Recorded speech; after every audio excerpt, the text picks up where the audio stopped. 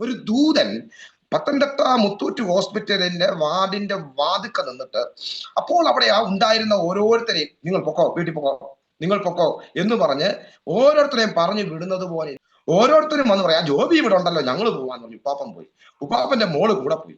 എന്റെ അമ്മയുണ്ട്, അമ്മ പോകുന്നു അവരുടെ കൂടെ തന്നെ, ആ വണ്ടിയെ തന്നെ. എന്റെ പെങ്ങളുണ്ട്, അവള് പോകുന്നു.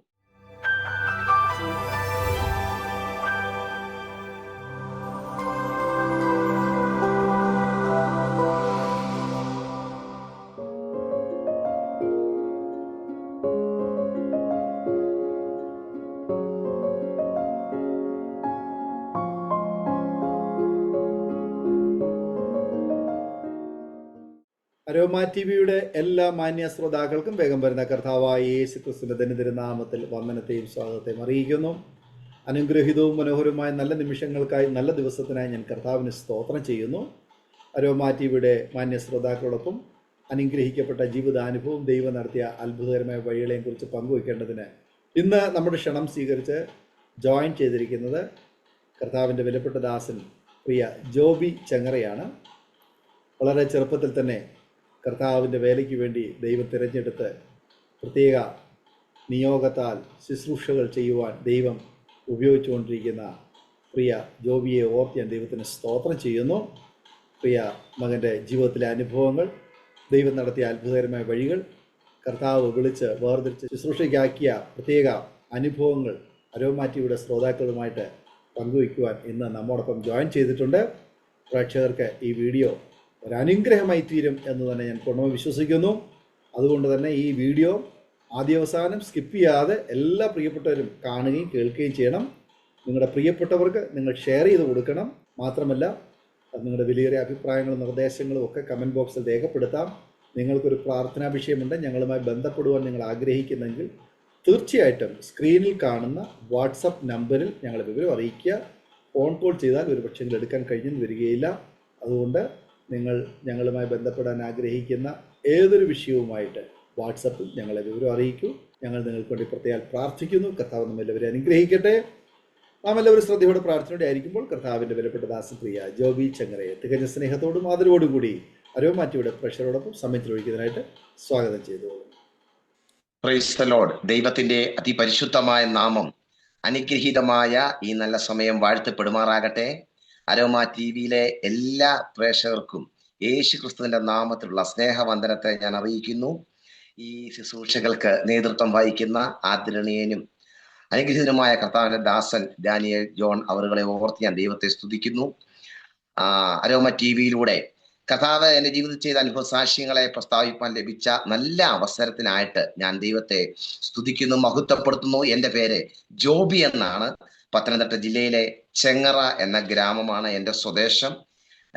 ഞാൻ കോട്ടയം ഡെലിവറൻസ് ചർച്ചിലെ ഷാജൻ ജോർജ് അവരുടെ അനേക സഹശുശ്രൂഷകന്മാരിൽ ഒരാളായിട്ട് കർത്താവിൻ്റെ വേലയിൽ കോട്ടയം കേന്ദ്രീകരിച്ച് പ്രവർത്തിച്ചു വരുന്നു. കർത്താവ് ഈ ദിവസങ്ങളിൽ, നാളുകളിലൊക്കെ അയക്കുന്ന സ്ഥലങ്ങളിലൊക്കെ കർത്താവിന്റെ വചനവുമായി കടന്നു പോകുവാനും കർത്താവ് ഏൽപ്പിച്ച ശുശ്രൂഷകൾ ചെയ്തെടുപ്പാനും ദൈവം ഉപയോഗിച്ചുകൊണ്ടിരിക്കുന്നു. അനേക ഭവനങ്ങൾക്ക്, അനേക സഭകൾക്ക്, അനേക ദൈവദാസന്മാർക്ക് അനുഗ്രഹമായി, ആശ്വാസമായി തീരുവാൻ ദൈവം ഈ തലമുറയിൽ ഉപയോഗിക്കുന്ന ദൈവത്തിന്റെ എല്ലാ വിശ്വസ്തതയ്ക്കുമായി ഞാൻ ദൈവത്തെ സ്തുതിക്കുന്നു. എൻ്റെ പിതാവിന്റെ പേര് യോഹന്നാൻ ചെറിയാൻ എന്നാണ്. എൻ്റെ മാതാവിന്റെ പേര് ഡെയ്സി. എനിക്ക് എന്നേക്കാൾ 17 വയസ്സിന് പ്രായവ്യത്യാസമുള്ള ഇളയ ഒരു സഹോദരി ഉണ്ട്. അവള് +1 പഠിക്കുന്നു. മോളുടെ പേര് അമി എന്നാണ്. ഞങ്ങള് 1982 എൻ്റെ പൂർവികർ, എൻ്റെ അപ്പച്ചനും അമ്മച്ചിയും കത്തോലിക്ക സമുദായം വിട്ട് വിശ്വാസത്തിലേക്ക് ഇറങ്ങി തിരിച്ചവരാണ്. പശു വളർത്തലൊക്കെ ആയിരുന്നു. പശുവാട്, എരുമ, അങ്ങനെ മൃഗസമ്പത്തൊക്കെ ഒരുപാടുണ്ടായിരുന്നു. പാലൊക്കെ കറന്ന് വിറ്റൊക്കെ ആയിരുന്നു ഉപജീവന മാർഗങ്ങൾ കണ്ടിരുന്നത്. എന്നാൽ 1981 കഴിഞ്ഞ 1982 ആ ഒരു കാലയളവിലൊക്കെ മൃഗങ്ങൾ ഓരോന്നായിട്ട്, പശു ആയാലും ആടായാലും എരുമയായാലും ഓരോന്നോരോന്നായിട്ട് ഇരുത്തൂട്ടിലും അഴിച്ചുവിടുന്ന സ്ഥലത്ത് തോട്ടത്തിലും ഒക്കെ ആയിട്ട് ചത്തു വീഴുന്ന അനുഭവങ്ങളും അങ്ങനെ സാമ്പത്തികമായ കടുത്ത പ്രതിസന്ധികൾ നേരിട്ട സമയത്ത് വളരെ വേദനയോടെ, വിഷമത്തോടെ എൻ്റെ പപ്പയുടെ പിതാവ്, എൻ്റെ അപ്പച്ചൻ, വലിയപ്പച്ചൻ ചെങ്ങറ GCS LP സ്കൂൾ എന്ന് പറയുന്ന സ്കൂളിന്റെ മതിലിൽ ഇരുന്ന് വളരെ കാര്യങ്ങൾ ചിന്തിച്ച് ഭാരത്തോടും വിഷമത്തോടും ഒക്കെ ഇരിക്കുകയായിരുന്നു. ആ സമയത്ത് ചെങ്ങറയിൽ വളരെ ശക്തമായ ആത്മീക ഉണർവ് നടന്നുകൊണ്ടിരിക്കുന്ന സമയമായിരുന്നു. അന്ന് കർത്താവിന്റെ സംഭാഷണ തങ്കച്ചൻ എന്ന് പറഞ്ഞൊരു അനുഗ്രഹിക്കപ്പെട്ട ദൈവകൃത്യൻ ആ ദേശത്ത് കടന്നു വന്ന് ആ ചെങ്ങറയിലെ അനേക വീടുകളിൽ കയറി സുവിശേഷം അറിയിക്കുകയും അനേകർ രക്ഷിക്കപ്പെട്ട സഭയോട് ചെങ്ങറ IPC സഭയോട് ചേർന്ന് ദൈവത്തെ ആരാധിക്കുകയും ചെയ്തുകൊണ്ടിരുന്നു. ആ കർത്താവിന്റെ ദാസൻ ആ ചെങ്ങറ കുരിശുമൂടിന്റെ അവിടെ നിന്നത്തെ GCS LP സ്കൂളിന്റെയും കുരിശുമൂടിന്റെയും ഇടയ്ക്ക് ആ ഒരു വളവാണ്, മെയിൻ റോഡ് കോന്നിയിലോട്ട് പോകുന്ന റോഡിന്റെ ഒരു വളവാണ്. ആ സൈഡിൽ നിന്നുകൊണ്ട് ശക്തമായിട്ട് രൂത്തിന്റെ പുസ്തകത്തെ ആസ്പദമാക്കി നല്ല ബോസായ യേശു ക്രിസ്തുവിന്റെ വയലിൽ വന്നാലുള്ള അനുഗ്രഹം എന്നുള്ള വിഷയത്തെ കുറിച്ച് ശക്തമായി പ്രസംഗിച്ചുകൊണ്ടിരിക്കുകയായിരുന്നു. ഈ പ്രസംഗം വളരെ നിരാശയോടും ഭാരത്തോടും ആയിരുന്ന എൻ്റെ വല്യപ്പച്ചന്റെ ഹൃദയത്തെ ഹഠാത് ആകർഷിക്കുകയും ആ വചനത്തിനകത്തെ സത്യങ്ങളിൽ താൻ അടിയുറച്ച് വിശ്വസിക്കുകയും ചെയ്ത് പ്രസംഗാനന്തരം അപ്പച്ചനെ ഇറങ്ങിച്ചെന്ന ദേവദാസനെ പരിചയപ്പെടുകയും ദേവദാസനെ കൊണ്ട് അപ്പച്ചനോട് പ്രാർത്ഥിപ്പിക്കുകയൊക്കെ ചെയ്തു. ദേവദാസൻ യോഗത്തിലേക്ക് അടുത്ത ഞായറാഴ്ച ഞങ്ങളുടെ യോഗത്തിലൊന്ന് കടന്നു വാ എന്ന് പറഞ്ഞ് ഞങ്ങൾ അപ്പച്ചനെ യോഗത്തിലേക്ക് ക്ഷണിച്ചു. വീട്ടിൽ വന്ന് നടന്ന സംഭവങ്ങളെല്ലാം അമ്മച്ചോട് പറയുമ്പോൾ എൻ്റെ മാതാപിതാക്കളൊക്കെ പറഞ്ഞ് കേട്ടിട്ടുള്ള അറിവാണ് ഞാൻ ഈ പറയുന്നത്. എൻ്റെ അമ്മച്ചി പറഞ്ഞത് ഇങ്ങനെയാണ്: ഈ അവഹേളിക്കപ്പെട്ട മാർഗത്തിൽ ഈ വെറുക്കപ്പെട്ട കൂട്ടരുടെ കൂടെ ഞാൻ വരത്തില്ല. അച്ചായന് വേണമെങ്കിൽ പോകാം, ഞാൻ വരത്തില്ല.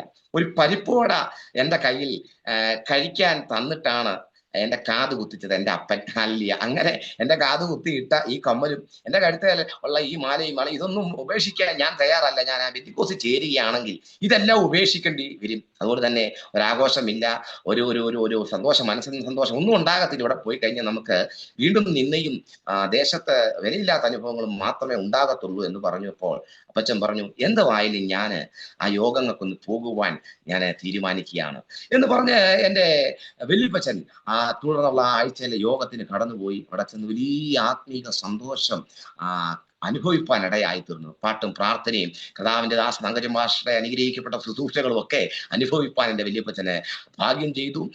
പിന്നെ കാണുന്ന കാഴ്ച എന്ന് പറഞ്ഞാൽ എൻ്റെ അമ്മച്ചി അപ്പച്ചനേക്കാൾ വലിയ ഭക്തയായി മാറി. വിശ്വാസത്തിന്റെ ഭയങ്കരമായ തീഷ്ണതയിൽ അവരെ മുൻപോട്ട് പോകുവാൻ ഇടയായി തീർന്നു. ദേവദാസൻ ചില സഹോദരന്മാരുമായിട്ട് ചേർന്ന് ഞങ്ങളുടെ ഭവനത്തിൽ വരികയും വളരെ ശക്തമായിട്ട് വലിയ പ്രാർത്ഥിക്കുകയും ഒക്കെ ചെയ്തു. അവിടെ വചനമൊക്കെ പറഞ്ഞ് അതിനുശേഷമായിട്ട് പ്രാർത്ഥിക്കുന്നതിന് മുമ്പ് എൻ സങ്കടങ്ങൾ സകലവും തീർന്നുപോയി, പ്രഭുവിന് ഞാനിനി അടിമയല്ല എന്നുള്ള പാട്ടൊക്കെ ആത്മാവിൽ പാടി അതൊക്കെ ആ പാട്ടുകളും ആ പ്രാർത്ഥനകളും ഒക്കെ എൻ്റെ അപ്പച്ചനും അമ്മച്ചിക്കും എൻ്റെ പപ്പയുടെ സഹോദരങ്ങൾക്കും എല്ലാം അത് വലിയൊരു സന്തോഷമേ. കാരണം അവർ ഇതിനു മുമ്പ് ഒരു പാസ്റ്റർ അല്ലെങ്കിൽ ഒരു എതിക്കോസ് എന്ന് പറഞ്ഞ അനുഭവത്തെ കുറിച്ച് അല്ലെങ്കിൽ ഒരു ദൈവമനുഷ്യനെ കുറിച്ച് അവരുടെ ഉള്ളിലുണ്ടായിരുന്ന ചിത്രങ്ങളെല്ലാം തകർന്നു പോകുന്ന രീതിയിലുള്ള അനുഗ്രഹിക്കപ്പെട്ട അനുഭവങ്ങളെ അവർക്ക് ഇവിടെ കാണാനും ദൈവത്തിൽ നിന്ന് അനുഭവിപ്പാനും ആ ദേവദാസന്റെ സഹകരണത്തിൽ നിന്ന് മനസ്സിലാക്കാനും ഒക്കെ ഇടയായി തീർന്നു.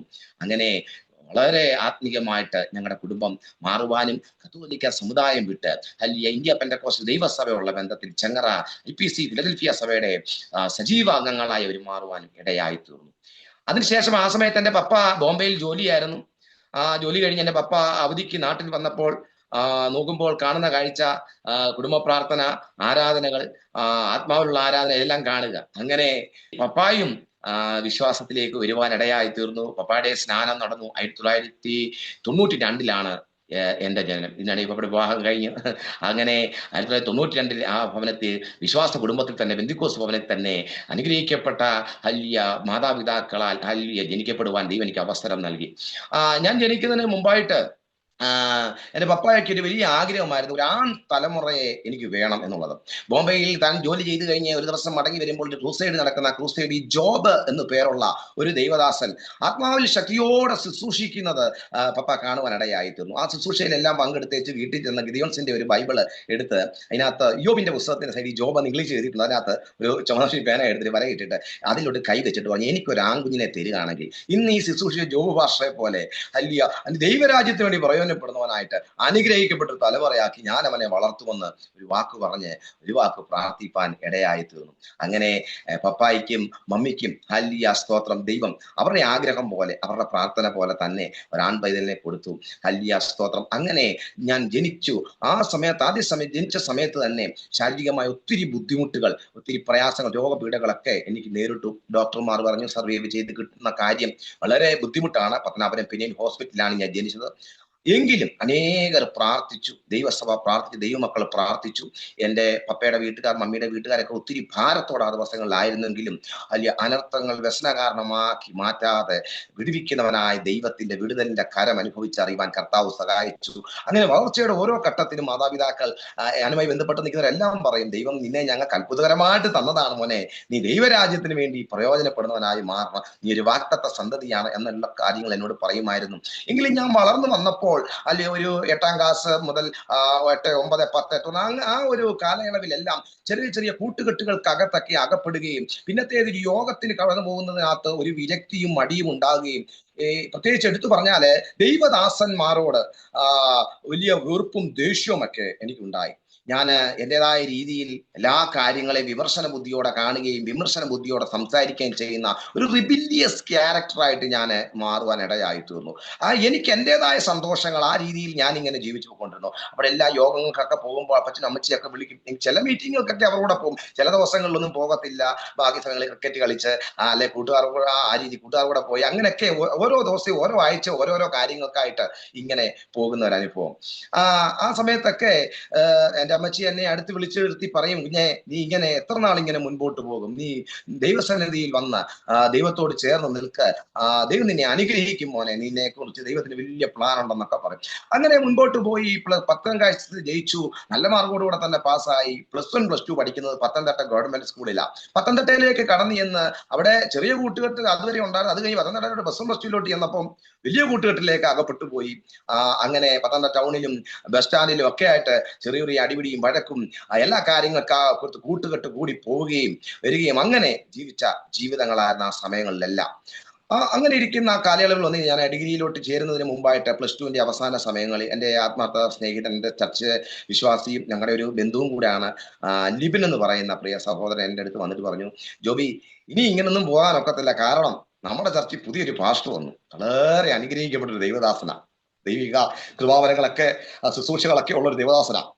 അദ്ദേഹം വന്നിട്ട് ഈ പ്രാരംഭ പടി എന്ന വണ്ണം ചർച്ചിൽ വരാത്ത ആളുകളെല്ലാം തുടർമാനമായി യോഗങ്ങളിൽ സംബന്ധിക്കത്തക്ക രീതിയിൽ അവരെല്ലാം ചർച്ചിലേക്ക് നിങ്ങൾ കൂട്ടിവരുത്തണം, നിങ്ങൾ വരാത്തവരെല്ലാം പറയണം എന്നൊക്കെ പറഞ്ഞു. കർശനമായ കാര്യങ്ങളാണ് വന്നേ ഒക്കത്തുള്ളൂ എന്ന് പറഞ്ഞപ്പം ആട്ടെ നോക്കാമെന്ന് പറഞ്ഞെങ്കിലും ഒരു ഞായറാഴ്ച എനിക്ക് തോന്നി ഒന്ന് പൊയ്ക്കളയാം എന്ന് തോന്നി. ഞാൻ റെഡിയായി അവിടെ ചെന്നു. ആ ദൈവദാസന്റെ എന്നോടുള്ള ആ ഒരു സഹകരണവും സ്നേഹവും എല്ലാം കണ്ട് എനിക്ക് ഭയങ്കരമായ സന്തോഷം തോന്നുവാൻ ഇടയായി തീർന്നു. അങ്ങനെ ഞാൻ ആ സഭയിൽ തുടർമാനം പോകാൻ തുടങ്ങി. ആ ദൈവദാസൻ എൻ്റെ ഉള്ളിൽ ഒരു അഭിഷക്തൻ ഉണ്ടെന്ന് ആത്മാവിൽ തിരിച്ചറിഞ്ഞു. എന്നെ കുറിച്ചുള്ള ദൈവത്തിന്റെ പദ്ധതി വലുതെന്ന് മനസ്സിലാക്കി എന്നെ സൺഡേ സ്കൂളിന്റെ അധ്യാപകനാക്കി വെക്കുവാൻ ഇടയായി തീർന്നു. അപ്പൊ കുഞ്ഞുങ്ങളെ പഠിപ്പിക്കുവാനുള്ള ഉത്തരവാദിത്തം വന്നപ്പോൾ ഞാൻ വേദോത്സവം വായിക്കാൻ തുടങ്ങി. കാരണം കുഞ്ഞുങ്ങളെ ഇത് വായിക്കാതെ പഠിപ്പിക്കാനൊക്കത്തില്ല. അത് മാത്രമല്ല, സൺഡേ സ്കൂൾ അധ്യാപകൻ മാത്രമല്ല, സൺഡേ സ്കൂളിന്റെ ഹെഡ് മാസ്റ്ററും കൂടെ ആക്കി. അതിന്റെ ഏറ്റവും ഉന്നതമായ ഒരു പദവിയും കൂടെ തന്നു. അപ്പൊ ഞാൻ വേണം രാവിലെ ചെന്ന് കുഞ്ഞുങ്ങളെ എല്ലാം അതത് സ്ഥാനങ്ങളിൽ ഇരുത്തി ഇൻട്രൊഡക്ഷനിൽ ചില കാര്യങ്ങളൊക്കെ പറഞ്ഞു, വചനത്തിൽ നിന്ന് ഏതെങ്കിലും ഒരു ഭാഗം ഒന്ന് പറഞ്ഞ് ഒരു ഗെയിം നടത്തി അങ്ങനെയൊക്കെ ചെയ്യാൻ തുടങ്ങി കഴിഞ്ഞപ്പോൾ എനിക്കും ഒരു സന്തോഷം. ഇങ്ങനെയുള്ള കാര്യങ്ങൾ ചെയ്യാൻ, ഇവരെ പഠിപ്പിക്കാൻ വേണ്ടി ഞാൻ വചനം വായിക്കാൻ തുടങ്ങി. ശനിയാഴ്ച രാത്രിയിൽ ഞാൻ കുറിപ്പുകൾ ഉണ്ടാക്കാൻ തുടങ്ങി. അങ്ങനെ എൻ്റെ ജീവിതത്തിലും വലിയ മാറ്റം. ഞാനും പല കൂട്ടുകെട്ടുകൾക്കകത്തു നിന്നൊക്കെ ഒഴിഞ്ഞും മാറിയും എനിക്ക് മനസ്സിലായി ഒരു വ്യത്യസ്തമായ അനുഭവത്തിലാണല്ലോ ഞാൻ ഈ പോകുന്നത്. എന്നെക്കുറിച്ച് ദൈവത്തിന് ഇന്ന പദ്ധതികളുണ്ടല്ലോ എന്നൊക്കെ എനിക്ക് തിരിച്ചറിയാൻ തുടങ്ങി. എൻ്റെ വീട്ടുകാരും എൻ്റെ മാറ്റം മനസ്സിലാക്കാൻ തുടങ്ങി. അപ്പോൾ അങ്ങനെ ഇരിക്കുമ്പോഴാണ് ഒരു ദിവസം കർത്താവിന്റെ ദാസൻ എന്നെ വിളിച്ചു പറഞ്ഞു, മോനെ ഇന്ന് കോട്ടേജ് മീറ്റിംഗ് ഉണ്ടാകും, നമ്മുടെ ഇന്ന വീട്ടിന്റെ പേരിലാണ് നടത്തുന്നതെങ്കിൽ നമ്മുടെ സഭയെ വെച്ചാണ് നടത്തുന്നത്. ഇപ്പം മോനെ വിളിക്കാൻ കാരണം എനിക്ക് ദൈവവചനം സംസാരിക്കാൻ പറ്റത്തില്ല, എനിക്കൊരു ആക്സിഡന്റ് ആയി ഞാൻ ഇങ്ങനെ ഇരിക്കാൻ മോനെ അറിയാമല്ലോ, മോനൊരു അല്പസമയം ദൈവവചനം സംസാരിക്കാം. പക്ഷേ ഞാൻ ബൈബിൾ പഠിച്ചിട്ടില്ലല്ലോ, എനിക്ക് ഇതിനെക്കുറിച്ച് അറിയത്തില്ല. മോൻ സൺഡേ സ്കൂളൊക്കെ പഠിപ്പിക്കുന്നില്ലേ, മോൻ പറഞ്ഞ ജോയിമോനെ എന്നെ വിളിക്കത്തുള്ളൂ അന്നൊന്നും ആ ദൈവദാസൻ, ജോയിമോൻ പ്രസംഗിച്ചാൽ മതി എന്ന് പറഞ്ഞ് ഭയങ്കരമായിട്ട് എന്നിൽ വിശ്വാസം അർപ്പിച്ച് ഈ ശുശ്രൂഷ ചെയ്യാനായിട്ട് എന്നെ ക്ഷണിക്കുക. അന്നും ഇന്നും ഏതൊരു ദേവദാസനായാലും ഏതൊരു വ്യക്തിയായാലും ഒരു ആത്മീയ കാര്യം ഏൽപ്പിച്ചു കഴിഞ്ഞാൽ അതിന് മറുത്തു പറയുന്ന ഒരു അനുഭവം എനിക്കില്ല. അത് ചെയ്യാൻ അറിയാമെങ്കിലും അറിയത്തില്ലെങ്കിലും അത് ചെയ്യുവാൻ എന്നാലാവുന്ന വിധം ശ്രമിക്കാൻ ഒരു കൃപ മഹാദൈവം എൻ്റെ മേൽ പകർന്നിട്ടുണ്ട്. അന്ന് ഞാൻ ആ ദൈവദാസൻ പറഞ്ഞ വാക്ക് അനുസരിച്ച് ഞാൻ ആ ചർച്ചിൽ ചെന്ന് പ്രധാനദാസൻ ലീഡ് ചെയ്ത് ശുശ്രൂഷിക്കേണ്ട സമയമായപ്പോൾ എനിക്ക് അവസരം തന്ന് ഞാൻ ഇപ്പോഴും ഓർക്കുന്നു, യശയാപ്രവചനത്തിൽ നിന്നായിരുന്നു ആ പ്രശ്നം. സമാധാനത്തിനായി എനിക്ക് അത്യന്തം കയ്പായത് ഭവിച്ചു, എങ്കിലും നീ എൻ്റെ സകല പാപങ്ങളെയും നിന്റെ പിറകിൽ എറിഞ്ഞു കളഞ്ഞുള്ള ആ വചനം എടുത്തിട്ടാണ് ഞാൻ ശുശ്രൂഷിച്ചത്. കർത്താവ് തന്ന കൃപയ്ക്കനുസരിച്ച് ഞാൻ ശുശ്രൂഷിച്ച് അല്പ സമയം മുമ്പോട്ട് പോയി. അപ്പോൾ ദേവദാസൻ പുറകെ എഴുന്നേറ്റ് വന്ന് ഇരുന്ന് നിന്ന് പറഞ്ഞത് ഞാൻ ഓർക്കുന്നുണ്ട്. അല്പം സമയം മുമ്പോട്ട് പോയി. സമയക്ലിപ്തത ഇല്ലായിരുന്നു ഒരു കാര്യമേ ഉള്ളതാണ്. ദൈവത്തിന്റെ പരിശുദ്ധാത്മാവ് എന്നോടടക്കം നമ്മളെല്ലാം സംസാരിച്ച് ജോബി മോനെ ശക്തിയോടെ ദൈവം ഉപയോഗിച്ചു എന്ന് പറഞ്ഞ ആ കോംപ്ലിമെന്റ് വാക്ക് അതെന്റെ ജീവിതത്തിൽ വലിയ പ്രോത്സാഹനവും വലിയ സന്തോഷവും ഉളവാക്കിയത് ഞാൻ ഇപ്പോഴും ഇന്നെന്ന പോലെ ഓർക്കുന്നു. അങ്ങനെ അതിനുശേഷമായിട്ട് ഞാൻ ഡിഗ്രിക്ക് പഠിക്കാൻ പോയ സമയത്ത് ഈ സമയത്തെല്ലാം ഞാൻ ഇടയ്ക്ക് പറയാൻ വിട്ടുപോയി. ഞാൻ എന്റെ ജന്മത്തോടുകൂടി ബോംബെ എന്നതിന് പപ്പ ഗൾഫ് രാജ്യങ്ങളിലേക്ക് ജോലിയായി പപ്പ കടന്നുപോയി. പല സ്ഥലങ്ങളിൽ സൗദി, ദമാം, കുവൈറ്റ് പല സ്ഥലങ്ങളിലായിട്ട് പപ്പ ഉണ്ടായിരുന്നു. അപ്പൊ ഞാൻ ഡിഗ്രിയൊക്കെ പഠിക്കുന്ന സമയത്ത് പപ്പ ദുബൈയിലാണ്. ഓരോ പ്രാവശ്യവും ഫോൺ വിളിക്കുമ്പം സമയമെടുത്ത് എന്നോട് അനേക ഉപദേശങ്ങളും അനേക മോട്ടിവേഷനും അനേക കാര്യങ്ങളും പറയുവാൻ ഇടയാറ്റി. പപ്പ മോനെ ഇതൊരു കോമ്പറ്റേറ്റീവ് വേൾഡ് ആണ്, ഇവിടെ പിടിച്ചു നിൽക്കണം, ഒരു മത്സര ലോകമാണ്, ഇവിടെ നിന്നെ ചതിക്കുവാനും നിന്നെ വില കുറച്ച് കാണുവാനും ആഗ്രഹിക്കുന്ന ഒരുപാട് പേര് കാണും. മനുഷ്യരെല്ലാം സ്വാർത്ഥരാണ്, ആരും ഒന്നും കാണാതെ ഒന്നും സ്നേഹിക്കത്തില്ല. ഇത് ജീവിതം ഒരു പോർക്കളമാണ്, ഇവിടെ പൊരുതി നിൽക്കുന്ന പോരാളി മാത്രമേ ജയിക്കത്തുള്ളൂ എന്ന് തുടങ്ങി അനേക കാര്യങ്ങൾ ഇങ്ങനെ പറഞ്ഞു തരികയാണ്. പപ്പായോട് ഒരു പ്രത്യേക സ്നേഹം അന്നും ഇന്നും എനിക്കുണ്ട്. ജീവിതത്തിലെ ഏറ്റവും കൂടുതൽ ആരെയാ സ്നേഹിക്കുന്നതെന്ന് ചോദിച്ചാൽ ഞാൻ പറയും ദൈവത്തെ സ്നേഹിച്ചു കഴിഞ്ഞാൽ പിന്നെ പപ്പയെ സ്നേഹിക്കുന്നത്. അപ്പൊ പപ്പ പറയുന്ന കാര്യം ഒന്നും മറുത്തു പറയാതെ എല്ലാം കേട്ട് ശരി പപ്പ എന്ന് പറഞ്ഞ് മൂളി മൂളി കേൾക്കുന്ന അനുഭവം എനിക്കുണ്ടായിരുന്നു. അങ്ങനെ ഇരിക്കുന്ന സമയത്താണ് തുടർമാനം ഞങ്ങളുടെ ചർച്ചകളിൽ 21 ദിവസം ഉപവാസ പ്രാർത്ഥനകൾ ഇങ്ങനെ വെക്കാറുണ്ട്. കേരളത്തിന്റെ വിവിധ ഭാഗങ്ങളിൽ നിന്ന് അനുഗ്രഹീതരായ പ്രവാചക ശ്രേഷ്ഠന്മാർ ശുശ്രൂഷയ്ക്കായിട്ട് കടന്നു 21 ദിവസം രാവിലെയും വൈകിട്ടും നിർമ്മാന മീറ്റിങ്ങുകളുണ്ട്. അപ്പൊ അവിടെ ഞാൻ ഈ സൺഡേ പഠിപ്പിക്കുന്നുണ്ട്.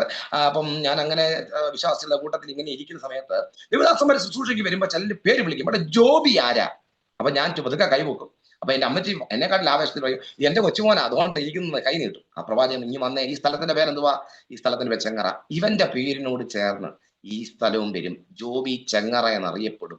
ഇവൻ ഒരു ശക്തനായ പ്രവാചകനായി മാറും, ഒരു ശക്തനായ ശുശ്രൂഷ തുടങ്ങി അനേക കാര്യങ്ങൾ. അത് പറഞ്ഞു കഴിഞ്ഞാൽ എത്രത്തോളം ഉയർത്തി പറയാം അത്രത്തോളം അങ്ങ് പറയുന്ന പോലെ. ആദ്യം കേട്ടപ്പോൾ ഞാൻ ഓർത്തു ഇത് ഇവിടുത്തെ പിള്ളേർ പറയുന്ന ഭാഷ ഒറ്റ തള്ളുകയാണോ ചോദിക്കുന്ന ഒരനുഭവത്തിൽ വലിയ കാര്യങ്ങളാ പറയുന്നത്. പക്ഷെ ഒരാൾ മാത്രമല്ല, തുടർമാനം ഇത് തന്നെ പറയാൻ തുടങ്ങി. അപ്പം ഒത്തിരി കേട്ട് കഴിഞ്ഞപ്പോഴത്തേന് ആദ്യമൊക്കെ ഭയങ്കര സന്തോഷമൊക്കെ തോന്നി. ഒരു എന്നോട് ദൈവത്തിൽ ഇത്രയും പദ്ധതി ഉണ്ടല്ലോ കരുതലുണ്ട്. പിന്നെ ഞാൻ ചിന്തിക്കാൻ തുടങ്ങി, ദൈവം എന്ത് കണ്ടിട്ടാണ് എന്നെ ഇത്രയും സ്നേഹിക്കുന്നത്? ദൈവത്തിന് എന്നെ ഇത്രമാത്രം എന്നെ കരുതാനും എന്നോട് ഈ വലിയ വാക്തത്വങ്ങളൊക്കെ പറയാനും ഞാനൊരു പാസ്റ്ററാകാനൊക്കെ എന്താണ് ഇത്? തന്നെയുമല്ല, എനിക്കൊരു പാസ്റ്റർ ആകാന്ന് പറഞ്ഞാൽ എനിക്ക് ചിന്തിക്കാനേ ഒക്കത്തില്ല. സ്തോത്രം, എനിക്കത് ഇഷ്ടമല്ല. സ്തോത്രം. കാരണം അതിൻ്റെതായ പ്രയാസം ബുദ്ധിമുട്ടുകളും ഒക്കെ ഞാൻ കേട്ടിട്ടും അറിഞ്ഞിട്ടും ഒക്കെ ഉണ്ട്. എൻ്റെ ചിന്തയെന്ന് പറഞ്ഞു കഴിഞ്ഞാൽ നല്ലപോലെ ജോലി ചെയ്യുക, നല്ല സമ്പത്ത് ഉണ്ടാക്കുക, അപ്പനെ അമ്മയും നല്ല രീതിയിൽ നോക്കുക, വീട്ടിലെ കാര്യങ്ങൾ. ഞാൻ പറഞ്ഞല്ലോ ഒരു കുഞ്ഞു പെങ്ങള് ഉണ്ട്, അവൾ കൊച്ചു കുഞ്ഞ, അവളൊക്കെ കാര്യങ്ങൾ നോക്കി അങ്ങനെ പോകാനുള്ള ചിന്തയാണ് എനിക്ക്. പക്ഷെ ഈ ദൂതുകൾ ഇങ്ങനെ വന്നുകൊണ്ടിരുന്നു. മാത്രമല്ല ഞങ്ങളുടെ ചെങ്ങറ ദേശത്ത് എന്തെങ്കിലുമൊക്കെ അനർത്ഥങ്ങളോ മരണങ്ങളെങ്കിലും ഉണ്ടായി അതിന് ചില ദിവസങ്ങൾ മുമ്പ് അല്ലെങ്കിൽ ഒരാഴ്ച മുമ്പൊക്കെ അത് എനിക്ക് ദർശനത്തിൽ വെളിപ്പെടും. ഞാനിത് വേറെ ആരോടും പറയത്തില്ല. അമ്മച്ചിയുമായിട്ട് ഭയങ്കര സ്നേഹം എന്തുകൊണ്ട് അമ്മച്ചി എടുത്ത് തന്നിട്ടുണ്ട്, അമ്മച്ചി ഞാൻ ഇതുപോലെ കണ്ടു എന്ന് പറയാം. അമ്മച്ചി ചിലപ്പോൾ തൂത്തോണ്ടിരിക്കുകയാണെങ്കിൽ ചൂല് തിരിച്ചിട്ട് അടിക്കും, ഞാൻ ആവശ്യമില്ലാത്തതൊക്കെയാണോ കാണുന്നത് എന്നൊക്കെ പറയും. അല്ലെ കുറച്ച് ദിവസം കഴിഞ്ഞ് പറയുമ്പോൾ മോനെ നീ പറഞ്ഞ പോലെ തന്നെ സംഭവിച്ചിരിക്കുന്നു എന്ന് പറയും. ചിലതൊക്കെ സംഭവിക്കുമ്പോൾ അമ്മച്ചി പിന്നെ ഞാൻ അത് കാണുമെന്ന് പറയാം. വീട്ടിൽ ചെന്ന് പറയടാന്ന് പറഞ്ഞ എന്നെ വിടും. ഞാൻ പോകത്തില്ല, പേടിച്ച് പോകത്തില്ല. അങ്ങനെ ഒരു സംഭവം ചെങ്ങറ ഉണ്ടായി. പ്രധാനപ്പെട്ട ഒരു സംഭവം. കാരണം ആ ഒരു മരണം നേരത്തെ ദൈവം എന്നെ വെളിപ്പെടുത്തി തന്നു. അത് മരിക്കുമെന്നല്ല, ആ ഒരു സഹോദരനും കൂടെ ഒന്നിച്ച് അവരുടേതായ ഒരു ആരാധനാലയത്തിൽ പോയി നിൽക്കുമ്പോൾ ആ സഹോദരൻ മാത്രം ആ സഹോദരി അവിടെ നിർത്തി വെച്ച് ഞാൻ അങ്ങ് പോവാന്ന് പറഞ്ഞ് ഒറ്റയ്ക്ക് മാറിപ്പോകുമ്പോൾ വേദനയോടെ ആ പ്രിയ സഹോദരി നോക്കി നിൽക്കുന്ന ഒരു ദർശനം ഞാൻ കണ്ടത്. ഞാൻ അമ്മച്ചോട് പറഞ്ഞു. പിറ്റേന്ന് അതുപോലെ അവരുടെ ആ ആരാധനാലയത്തിനകത്ത് അവരുടേതായ രീതിയിലുള്ള മാർഗത്തിലുള്ള ആ കൂട്ടത്തിൽ നിന്ന് ആ സഹോദരൻ ഒറ്റയ്ക്ക് ആ സഹോദരി നിർത്തിവെച്ച് പോയി ആ വഴിക്ക് മരിച്ച ഒരു അവരുടെ രംഗം അത് ഞാൻ ഇപ്പോഴും ഓർക്കുന്നു. അങ്ങനെ വ്യത്യസ്തമായിട്ട് അപ്പൊ എനിക്ക് മനസ്സിലായി എന്നെക്കുറിച്ച് ദൈവം കണ്ടു. ആ ദൈവത്തിന് എന്നെക്കുറിച്ച് വലിയൊരു പദ്ധതിയുണ്ട് എന്ന് ഞാൻ പൂർണ്ണമായിട്ട് മനസ്സിലാക്കിയ നിമിഷങ്ങളായിരുന്നു അത്. അപ്പൊ എന്നെ വിശ്വാസത്തിൽ എന്നെ അമ്മച്ചി ഒത്തിരി ബലപ്പെടുത്തി. മോനെ കുറിച്ച് ദൈവത്തിന്റെ പ്ലാനും പദ്ധതിയും ഇങ്ങനെയാണ് എന്നൊക്കെ പറഞ്ഞു. അപ്പോൾ ഞാൻ ഇത് പതുക്കെ എന്റെ പപ്പായോട് പറയാൻ തുടങ്ങി. ഇപ്പൊ ഡിഗ്രിയൊക്കെ കഴിയാറായി. ഇപ്പൊ പപ്പ എന്നോട് വീണ്ടും പറയാൻ തുടങ്ങി, മോനെ ഡിഗ്രി കഴിയാറായി, അടുത്തത് ഒന്നെങ്കിൽ MA എടുത്ത് പഠിക്കണം, അതിനുവേണ്ടി ഉള്ള കാര്യങ്ങളെല്ലാം ഞാൻ തയ്യാറാക്കാം. അത് കഴിഞ്ഞിട്ട് CMSൽ എവിടെയെങ്കിലും കിട്ടുന്നിടത്ത് പോയി പഠിക്കണം. അത് കഴിഞ്ഞിട്ട് പോലീസ് ടെസ്റ്റ് എഴുതാൻ പറ്റുമെങ്കിൽ എഴുതണം, അല്ലെങ്കിൽ ബാങ്ക് ടെസ്റ്റ് എഴുതണം. അല്ലെ നമുക്ക് വക്കീലാകണം, നിനക്ക് കളക്ടർ, നീ എന്താണ് ആഗ്രഹിക്കുന്നത് ആ രീതിയിലേക്ക് നിന്നെ കൊണ്ടുപോകാനൊക്കെ ഇങ്ങനെ പറയാൻ തുടങ്ങി. ഒരു വശത്തൂടെ ദൈവം തന്റെ വേലയ്ക്ക് വേണ്ടി അനേക അഭിഷക്തന്മാരിലൂടെ സംസാരിക്കുന്നു, ചില ദർശനങ്ങൾ കാണിക്കുന്നു. മറുവശത്തൂടെ എന്റെ പിതാവ് മാനുഷ്യമായി എന്നെ ഉയർത്തിക്കൊണ്ട് വരുവാനായിട്ട് അദ്ദേഹം ശ്രമിക്കുന്നു. ഇതിന്റെ നടുവിൽ രണ്ടിനാലും ഞീരിങ്ങി നിൽക്കുന്ന ഒരു അവസ്ഥയിൽ ഞാൻ ഒരു ദിവസം എന്റെ പപ്പ എന്നെ ഫോണിൽ വിളിച്ച് സംസാരിച്ച പപ്പായോട് ഞാൻ പറഞ്ഞു, പപ്പ എന്നെ ഒരു പാസ്റ്ററായിട്ട് ദൈവം കണ്ടിരിക്കുക. അതെങ്ങനെ മനസ്സിലായി? അതുകൊണ്ട് ഒത്തിരി ദൈവദാസന്മാർ പറയുന്നത്. അപ്പൊ പപ്പ പറഞ്ഞൊരു രസകരമായ കാര്യം ഇപ്പോഴും ഞാൻ ഓർക്കുന്നു. എടാ, ഒരു പാസ്റ്റർ ഒരു ദേശത്തു നിന്ന് ഒരു സഭയിൽ ചെന്നാൽ ആ പാസ്റ്റർക്ക് ചില ലക്ഷ്യങ്ങളുണ്ട്. അതൊരു ലക്ഷ്യമാണ് അവിടെ ഈ പാസ്റ്ററെ പോലെ തന്നെ വേറൊരു പാസ്റ്ററേയും കൂടെ റെഡിയാക്കി എടുക്കുക എന്നുള്ളൊരു ലക്ഷ്യമുണ്ട്, ഒരു അജണ്ടയാണ്. നിന്നെ കണ്ടാൽ ഒരു പാസ്റ്റർ ലക്ഷണവുമുണ്ട്. അതുകൊണ്ട് ഈ വരുന്ന പാസ്റ്റർമാരൊക്കെ ആരെ നോക്കിയിട്ട് ഒത്തു കിട്ടാതെ നിന്നെ കാണുമ്പോൾ പരിപാടിയിരിക്കുന്നതുകൊണ്ട് നീ ഒരു പാസ്റ്റർ ആവും എന്നൊക്കെ പറഞ്ഞേച്ചങ്ങ് പോകുന്നത്. അവരുടെ ശുശ്രൂഷയ്ക്ക് ഒരു കൊഴുപ്പ് കിട്ടാൻ പറയുന്നത്. ഞാൻ പറയും, അപ്പൊ അങ്ങനെയാണെങ്കിൽ ഈ തുടർമാനം വരുന്നവര് ഒരേപോലെ ഇങ്ങനെ പറഞ്ഞു. എന്റെ പേരെങ്ങനെ അവർക്ക് മനസ്സിലായി? കോഴിക്കോടുള്ള ദേവദാസന് എങ്ങനെ എന്റെ പേര് മനസ്സിലാകുന്നു? തിരുവല്ലാക്കാരൻ എങ്ങനെ എന്റെ പേര്, ചെങ്ങറ താമസിക്കാൻ എന്റെ പേര് മനസ്സിലാകുന്നു? അപ്പൊ പറഞ്ഞു, അത് ചിലപ്പോൾ ആരെയും പറഞ്ഞു കൊടുക്കുന്നതായിരിക്കും. അപ്പൊ ഞാൻ പറഞ്ഞു, അല്ലോ അപ്പ യോഗം നടന്ന് ആരാധിച്ചോണ്ടിരിക്കുമ്പോഴൊക്കെ ആയിരിക്കും ആ ദൈവാസന്മാർ വരുന്നത്. അല്ലോ അപ്പ നമ്മൾ ഇതുവരെ ചിന്തിച്ച പോലോ കണ്ടതുപോലെ ഒന്നുമല്ല. ഇതിനകത്തൊരു കാര്യമുണ്ട്. ദൈവത്തിന്റെ വിളി എന്ന് പറഞ്ഞാൽ ദൈവത്തിന് ഓരോരുത്തരെ കുറിച്ച് ഓരോ പദ്ധതിയുണ്ട്. എന്നെ ദൈവം ഇങ്ങനെ കണ്ടിരിക്കുന്നു, എനിക്ക് ഇതിനകത്ത് താല്പര്യം ഉണ്ടായിട്ടല്ല, ദൈവം അല്യസ്ത്രീ എന്നെ തിരഞ്ഞെടുത്തിരിക്കുന്നു പപ്പ, ഞാൻ അതിനായിട്ട് വേർതിരിയാൻ പോവാന്ന് പറഞ്ഞപ്പോഴേക്കും പപ്പ മാനസികമായിട്ട് എന്നോട് അങ്ങ് ഇടഞ്ഞു, പിണങ്ങി. പപ്പ പറഞ്ഞു, നീ അങ്ങനെ പോയി കഴിഞ്ഞാൽ എന്തുവായി തീരും? മറ്റുള്ളവരെ നിന്നെ സഹായിച്ച് നീ ജീവിക്കേണ്ട അവസ്ഥ വരത്തില്ലേ? പെട്ടെന്ന് എനിക്കൊരു വിഷയം വന്നു, എന്റെ ആവശ്യത്തിന് നിന്നെ നോക്കുമ്പോൾ നീ ഇന്ന രാജ്യത്തിലെ ഇന്ന സ്ഥലത്ത് ഒരു ചർച്ചിലാണെങ്കിൽ നിനക്ക് ഓടി വന്ന് എന്നെ നോക്കാൻ പറ്റുമോ, സഹായിക്കാൻ പറ്റുമോ? നിനക്ക് ഇളയതൊരു പെങ്കൊച്ചു വളർന്നു വരുന്നു, ആ കാര്യങ്ങൾ എങ്ങനെ? നീ വീട്ടിലെ മൂത്ത മകനാണ്. എന്റെ മാത്രമല്ല, നമ്മുടെ ബന്ധുമിത്രാദികളുടെ എല്ലാവരുടെയും നോട്ടം നിന്നിലേക്കാണ്. നിന്നെ കുറിച്ച് വലിയ പ്രതീക്ഷയാണ് ഞങ്ങൾക്കുള്ളത്. അപ്പൻ 16-ാമത്തെ വയസ്സിൽ വീട് വിട്ട് ബോംബെയിലും വിവിധ സ്ഥലങ്ങളിൽ താമസിച്ച് പിന്നെ ഗൾഫ് രാജ്യങ്ങളിൽ കഷ്ടപ്പെട്ട മോനെ ഇത്രത്തോളം ഒക്കെ ജീവിതം ചരി പിടിപ്പിച്ചതും ഒക്കെ ആ സ്ഥാനത്ത്, നിന്നെ ആ സ്ഥാനത്ത് ആക്കി വെച്ചിട്ട് വേണം എനിക്കിതെല്ലാം ഒന്ന് നിർത്താൻ. അതിനുവേണ്ടി മോനൊരു കാര്യം ചെയ്, മനുഷ്യര് പറയുന്നതോ അവരിവരും പറയുന്നതോ അല്ല, ഞാൻ പറയുന്നത് കേൾക്ക്, നിന്റെ അപ്പൻ പറയുന്നത് കേക്ക് എന്ന് പറഞ്ഞ് എന്നെ നിർബന്ധിച്ചു. എന്റെ വലിയ ഭാരമായി. ഞാൻ ദൈവത്തോട് പ്രാർത്ഥിക്കാനും ഉപവസിപ്പാനും ഒക്കെ തുടങ്ങി. ഇടയ്ക്കെല്ലാം ഉപവാസവും പ്രാർത്ഥനയൊക്കെയായി. എനിക്ക് ഭയങ്കര ആഗ്രഹം കയറിയിട്ട് ഞാൻ പാഷോട് പറഞ്ഞു, പാഷേ എനിക്ക് സ്നാനം പറഞ്ഞു. പെട്ടെന്ന് പോയി. അപ്പൊ അതിനു മുമ്പായി ഈ സ്ഥാനം ഇതെല്ലാം എന്നെ ഏൽപ്പിക്കുന്നതും ചെയ്യിക്കുന്നതും അല്ല. കാരണം പാഷക്ക് എന്നെ ഭയങ്കര വിശ്വാസമാണ് ഞാൻ ഇങ്ങനെ ആകുമെന്ന്. സ്നാനപ്പെടണം എന്ന് പറഞ്ഞപ്പോ എന്റെ പപ്പയുടെ അനിയൻ പറഞ്ഞു, മോനെ എന്റെ കുഞ്ഞുങ്ങൾ സ്നാനപ്പെടുന്നുണ്ട് അടുത്ത മാസം 23-ാം തീയതി, ആ സമയത്ത് സ്നാനപ്പെടാൻ ഞാൻ സമ്മതിച്ചില്ല. പെട്ടെന്ന് സ്നാനം, ആരും നിർബന്ധിക്കുക, സ്നാനപ്പെടാം. അങ്ങനെ പാസ്റ്റർ മക്കൾ സ്നാനപ്പെട്ട കൂട്ടത്തിൽ ഞാൻ സ്നാനപ്പെട്ട് കയറി ആ രീതിയിലൊക്കെ സന്തോഷമായിട്ട് ആത്മീയമായിട്ടൊക്കെ മുന്നോട്ട് പോയ ആ ഇന്നലകളൊക്കെ ഞാൻ ഓർക്കുന്നു. അത് കഴിഞ്ഞിട്ട് ഡിഗ്രി കഴിഞ്ഞ് നേരെ ഞാൻ PGDCയുടെ ഒരു കമ്പ്യൂട്ടർ കോഴ്സ് ഒരു വർഷം പഠിച്ചു. അതുകൂടെ കഴിഞ്ഞിട്ട് ജോലിക്കായിട്ട് അന്വേഷിച്ച് നടക്കുവാൻ തുടങ്ങി. പല സ്ഥലങ്ങളിൽ ജോലിക്ക് പോയി. എന്തെങ്കിലും ഒന്നല്ല വേറൊരു കാരണം പറഞ്ഞ് എനിക്ക് അവിടെ ജോലി ചെയ്യാൻ പറ്റത്തില്ല. അങ്ങനെ പല സ്ഥലങ്ങളിൽ, കേരളത്തിൽ മിക്കവാറും സ്ഥലങ്ങളിൽ ഞാൻ പോയിട്ടുണ്ട്. പല ടെസ്റ്റുകൾ എഴുതി പരാജയപ്പെട്ടു. അങ്ങനെ പപ്പ പറയും, ടെസ്റ്റൊക്കെ എഴുതി ആദ്യം ഒന്നും കിട്ടത്തില്ല, ട്രൈ ചെയ്യുന്നൊക്കെ പറയും. അതൊക്കെ ചെയ്തു പോകുന്നു, പക്ഷെ കിട്ടുന്നില്ല. പക്ഷേ ചില ദൈവദാസന്മാരെയൊക്കെ ഫോണിൽ പെടുന്ന് വിളിച്ച് പ്രാർത്ഥിക്കുകയും എടുത്ത് പോയി, മോനെ വിളി ഉണ്ടല്ലോ മോനെ, കർത്താവിന്റെ വേലയ്ക്കുള്ള വിളി കാണുന്നല്ലോ മോനെ, നീ പ്രവാചക ശുശ്രൂഷനാകും കേട്ടോ, നീ അത് ഇങ്ങനെ കേൾക്കുന്നത്. അപ്പൊ ഞാൻ പറയും, പക്ഷേ എന്റെ അവസ്ഥകൾ ഇതാ, സാരമില്ല മോനെ, പ്രാർത്ഥിച്ചാൽ മതി, ഞാനും പ്രാർത്ഥിക്കാമെന്ന് പറയും. അപ്പൊ ഇങ്ങനെയായി ഒരു സ്ഥലത്ത് പോയപ്പോൾ ഉണ്ടായ ഒരു ഇൻസിഡന്റ് ഞാൻ പറയാം. ജോലിക്കായിട്ട് പോയതാ, പാലായിൽ ജോലിക്കായിട്ട് പോവുക. അപ്പൊ അവിടെ ചെന്ന് ഈ വീടുകളിൽ തോറും കയറി ഇറങ്ങി സാധനം വിൽക്കും. അപ്പൊ അതിന് പ്രത്യേക ഗ്രേസ് മാർക്കും കാര്യങ്ങളൊക്കെ ഉണ്ട്. അപ്പൊ അങ്ങനെ അവിടെ പോയി കഴിഞ്ഞാൽ ഞാൻ ചെന്ന സമയത്ത് പെട്ടെന്ന് ഇവരെന്നെ അങ്ങ് തെരഞ്ഞെടുത്തു. അങ്ങനെ ഉള്ളവർ പെട്ടെന്ന് ആൾക്കാരെ തെരഞ്ഞെടുത്തു. അപ്പൊ എന്റെ കൂടെ ഡ്യൂട്ടിക്കായിട്ട് ഒരു പയ്യനെ കൂടെ വിട്ടിട്ടുണ്ട്, കാര്യങ്ങൾ മനസ്സിലാക്കാൻ, ഫീൽഡ് മനസ്സിലാക്കിപ്പിക്കാൻ. അപ്പൊ അങ്ങനെ പോയ വഴിക്ക് പെട്ടെന്ന് മഴ പെയ്തപ്പോഴത്തേന് വെയിറ്റിംഗ് ഷെഡിൽ കയറി നിന്നു, ഞാനും കയറി നിന്നു. അപ്പൊ അന്നും ഇന്നും ഈ കാര്യം പറയാൻ, സംസാരിക്കാൻ എനിക്ക് ഭയങ്കര ഇൻട്രസ്റ്റാ. എത്ര നേരം വേണം ഇങ്ങനെ അങ്ങ് വർത്താനം പറയും. ഭയങ്കര ഒരു ഇങ്ങോട്ട് കേൾക്കുകയും ചെയ്യും, അങ്ങോട്ട് പറയുകയും ചെയ്യും. അപ്പം നമ്മുടെ അറിവുകൾ അങ്ങോട്ട് ഷെയർ ചെയ്യും, അവർക്കുള്ള അറിവുകൾ ഇങ്ങോട്ട് കേൾക്കുകയും ചെയ്യും. അപ്പൊ അങ്ങനെ വർത്തമാനം പറയുമ്പോഴത്തേക്ക് അന്ന് എന്റെ വായിൽ വന്നത് ആത്മഹത്യയെ കുറിച്ച്. നമുക്ക് ആത്മഹത്യ ചെയ്യുന്നത് പാപം, മരണം ദൈവം ഇട്ട ആയുസ് ദൈവം തിരിച്ചെടുക്കുമ്പോൾ അന്ന് പോകാന്നുള്ളതാണ് നടക്കണം. ആത്മഹത്യ ചെയ്യുന്ന നിത്യതയെ പോകത്തില്ല. ഇതെല്ലാ കാര്യം അദ്ദേഹം ഒരു വിശ്വാസിയാണ്. ഇതെല്ലാം പറഞ്ഞു കഴിഞ്ഞപ്പോൾ ഇദ്ദേഹത്തിന്റെ മുഖം വല്ലാതെ ചുമന്നിട്ട്, നല്ല വെളുത്ത മനുഷ്യനാണ്, മുഖം അങ്ങ് ചുമന്ന് ഇദ്ദേഹത്തിന്റെ കണ്ണൊക്കെ എന്നിട്ട് എന്റെ കയ്യെ പിടിച്ചിട്ട് എന്നെ മാറ്റി നിർത്തിയിട്ട് പറഞ്ഞു, എന്താ ഇപ്പൊ ഇത് പറയാൻ കാരണം? ഞാൻ പറഞ്ഞു, എന്തെങ്കിലും പറയാം, ഓരോ കാര്യം പറഞ്ഞു കൂട്ടത്തിൽ എങ്ങനെ വന്നു പോയത് അങ്ങനെ പറഞ്ഞു. അല്ല, എന്താ കാരണം? ഞാൻ പറഞ്ഞു ഒന്നുമില്ല, അങ്ങനെ ഉള്ളൂ. ഞാനൊരു കാര്യം പറയട്ടെ, എന്നെ ആർക്കും സ്നേഹമില്ല എൻ്റെ വീട്ടില്. എൻ്റെ വീട്ടുകാർ എന്നോട് ക്രൂരമായിട്ട് ഇടപെടുന്നു. എൻ്റെ ജീവിതം കൊണ്ട് ഒരർത്ഥവുമില്ലെന്ന് ഓർത്ത് പോകുന്ന വഴിക്ക് ഞങ്ങളുടെ അവിടെ ഒരു കനാല് പാത്തിയുണ്ട്. അവിടെ അങ്ങോട്ട് എടുത്തൊരു കയം പോലെ താപ്പോട്ടുണ്ട്. അങ്ങോട്ട് അങ്ങ് എടുത്തിയാടി അങ്ങ് ചത്ത് കളഞ്ഞാലോ എന്ന് ഇങ്ങോട്ട് റൂമിൽ ഈ വർക്ക് ചെയ്യാനായിട്ട് കയറി വരുന്ന സമയത്ത് ചിന്തിച്ചുകൊണ്ട് വന്ന ആ ദിവസം തന്നെയാ എന്നോട് മോൻ ഇതെല്ലാം പറയുന്നത്. എന്നെക്കാൾ 3 വയസ്സുള്ള മൂത്ത ഒരു പ്രിയ സഹോദരൻ പറഞ്ഞത് ഞാൻ ഓർക്കുന്നു.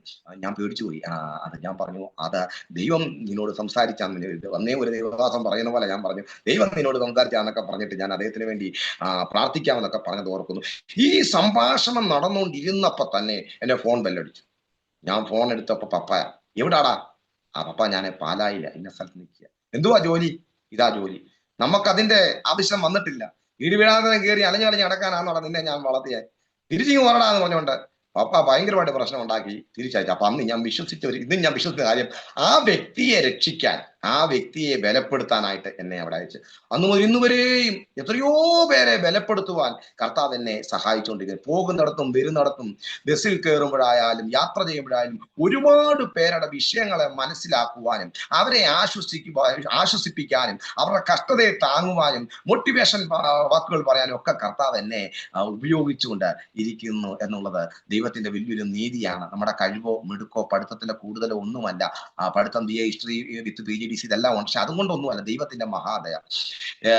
ഞാൻ അങ്ങനെ ദൈവികമായിട്ടുള്ള ശുശ്രൂഷ ചെയ്യാനുള്ള സമർപ്പണമുണ്ട്, ജോലി കിട്ടുന്നുമില്ല. അങ്ങനെ ഇരിക്കുന്ന സമയത്ത് കുമ്പനാട്ട് കൺവെൻഷൻ നടക്കുകയാണ്. അപ്പൊ വീട്ടിലെ എൻ്റെ കയ്യിൽ 5 പൈസ ഇല്ല.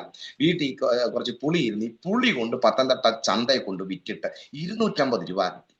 ഈ 250 രൂപയുമായിട്ട് ഞാൻ കുമ്പനാട്ട് പിന്നെ കൺവെൻഷൻ കൂടാൻ പോയി. അപ്പൊ എന്റെ ലക്ഷ്യം പ്രസംഗം കേൾക്കുക, കൺവെൻഷൻ കൂടുകയെന്നുള്ളതല്ല. അവിടെ ചെന്ന് ഇതിനകത്തെല്ലാം പങ്കെടുത്തിട്ട് ഇടയ്ക്ക് അവിടെ കുമ്പനാട്ട് ബൈബിൾ കോളേജിൽ പഠിക്കാൻ പറ്റുമോ എന്ന് അവരോട് ആരോടെങ്കിലും ഒന്ന് അന്വേഷിക്കണം. അതിനാണ് ചെന്നത്. 250 രൂപയുണ്ട് കൈ, വണ്ടിക്കൂലി മേടിച്ച് ബാക്കി എത്തുമ്പോൾ അത് കയ്യിലുണ്ട്. അങ്ങനെ ചെന്ന് പ്രസംഗം കേട്ടു. 1-2 ദിവസം അവിടെ താമസിച്ചു. അതിനുശേഷമായിട്ട് ഒരാളോട് ഞാൻ ചോദിച്ചു, ഇവിടെ ബൈബിൾ കോളേജ് വിവരങ്ങൾ തിരക്കുന്നത് എവിടെയാണെന്ന് ചോദിച്ചപ്പോൾ ഇന്നടത്താന്ന് പറഞ്ഞു. ആ ഓഫീസിനകത്തോട് ഞാൻ കയറി ചെന്ന് ചോദിച്ചപ്പം അവർ പറയുന്ന ഭീമമായ തുകയും ഇത്ര സെമസ്റ്റർ ഇത്ര സെമസ്റ്റർ ഇത്ര പറഞ്ഞപ്പോൾ ഞാൻ അന്നേരം ചിന്തിക്കുന്ന വചനം പഠിക്കുന്നതിന് ഇത്രയും പൈസ മുടക്കുണ്ടോ എന്നുള്ള കാര്യം അന്നേരമാണ് എനിക്ക് ചിന്ത വന്നത്. അങ്ങനെ ഞാൻ ഏതായാലും എൻ്റെ ഉദ്യമത്തിൽ നിന്ന് മാറി. ഇനി ദൈവം എന്നെ അയക്കുമ്പോൾ വന്ന് പഠിക്കാം എവിടെയെങ്കിലും. ബൈബിൾ കോളേജ് പഠിക്കുക എന്ന് പറഞ്ഞാൽ കുമ്പനാട് എന്നുള്ളതാണ് നമ്മുടെ ചിന്ത. കുമ്പനാട് വചനം പഠിക്കുക എന്നുള്ള ചിന്ത. മറ്റേ സ്ഥാപനങ്ങളുണ്ടെന്നോ ഇതിനെ ഫ്രീ ആയിട്ട് പഠിക്കാൻ പറ്റുമോ ഒന്നും നമുക്ക് അന്നേരം ചിന്ത വരുന്നില്ല. അങ്ങനെ ഞാൻ നേരെ തിരിച്ച് വീട്ടിൽ വന്ന് കയറിയ സമയത്ത് പപ്പ ഇങ്ങനെ വാതിക്കൽ ഇങ്ങനെ നിൽക്കുക. എന്നെ നോക്കി, എവിടെ പോയായിരുന്നടാ? അപ്പം ഞാൻ പറഞ്ഞു, കുമ്പനാട്ട് പോയായിരുന്നു. എന്തിനു പോയാൽ? ഞാൻ ബൈബിൾ കോളേജ് ചേരാൻ പോയായിരുന്നു. ഞാൻ നിന്നോട് ഇതുവല്ലോ പറഞ്ഞായിരുന്നോ? നിനക്ക് വിളിയും പറഞ്ഞിട്ട് ഒന്നുമില്ല എന്ന് ഞാൻ അന്നേ പറഞ്ഞു. പോയിട്ട് അതുപോലെ ഇനി വരേണ്ടി വന്നില്ലയോ? വേണ്ട, വിസ വന്നേക്കുന്നു, ഗൾഫിൽ നിന്ന് വിസ വന്നേക്കുന്നു എന്ന് പറഞ്ഞു. ഞാൻ പറഞ്ഞു എന്തിന്?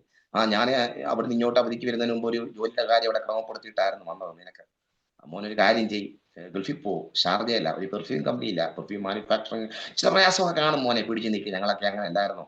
ദൈവം നിന്നെ വിളിച്ചിട്ടുണ്ടെങ്കിൽ ദൈവം നിന്നെ അങ്ങോട്ട് അനുഗ്രഹിക്കും, വഴിയൊക്കെ തുറക്കും, ഭാഷയ്ക്ക്. ഒരു 2 വർഷം അവിടെ പിടിച്ച് നിന്ന് ജോലി ചെയ്തിട്ട് തിരിച്ചു വന്നു. നീ ഒരു ഗൾഫുകാരനാണെന്നും പറഞ്ഞ് നമുക്കൊരു നിന്നെ കല്യാണമൊക്കെ നിന്നെ കഴിപ്പിച്ച് അങ്ങനെ അവള് പിന്നെ ജോലിയൊക്കെ ചെയ്യൂടാ.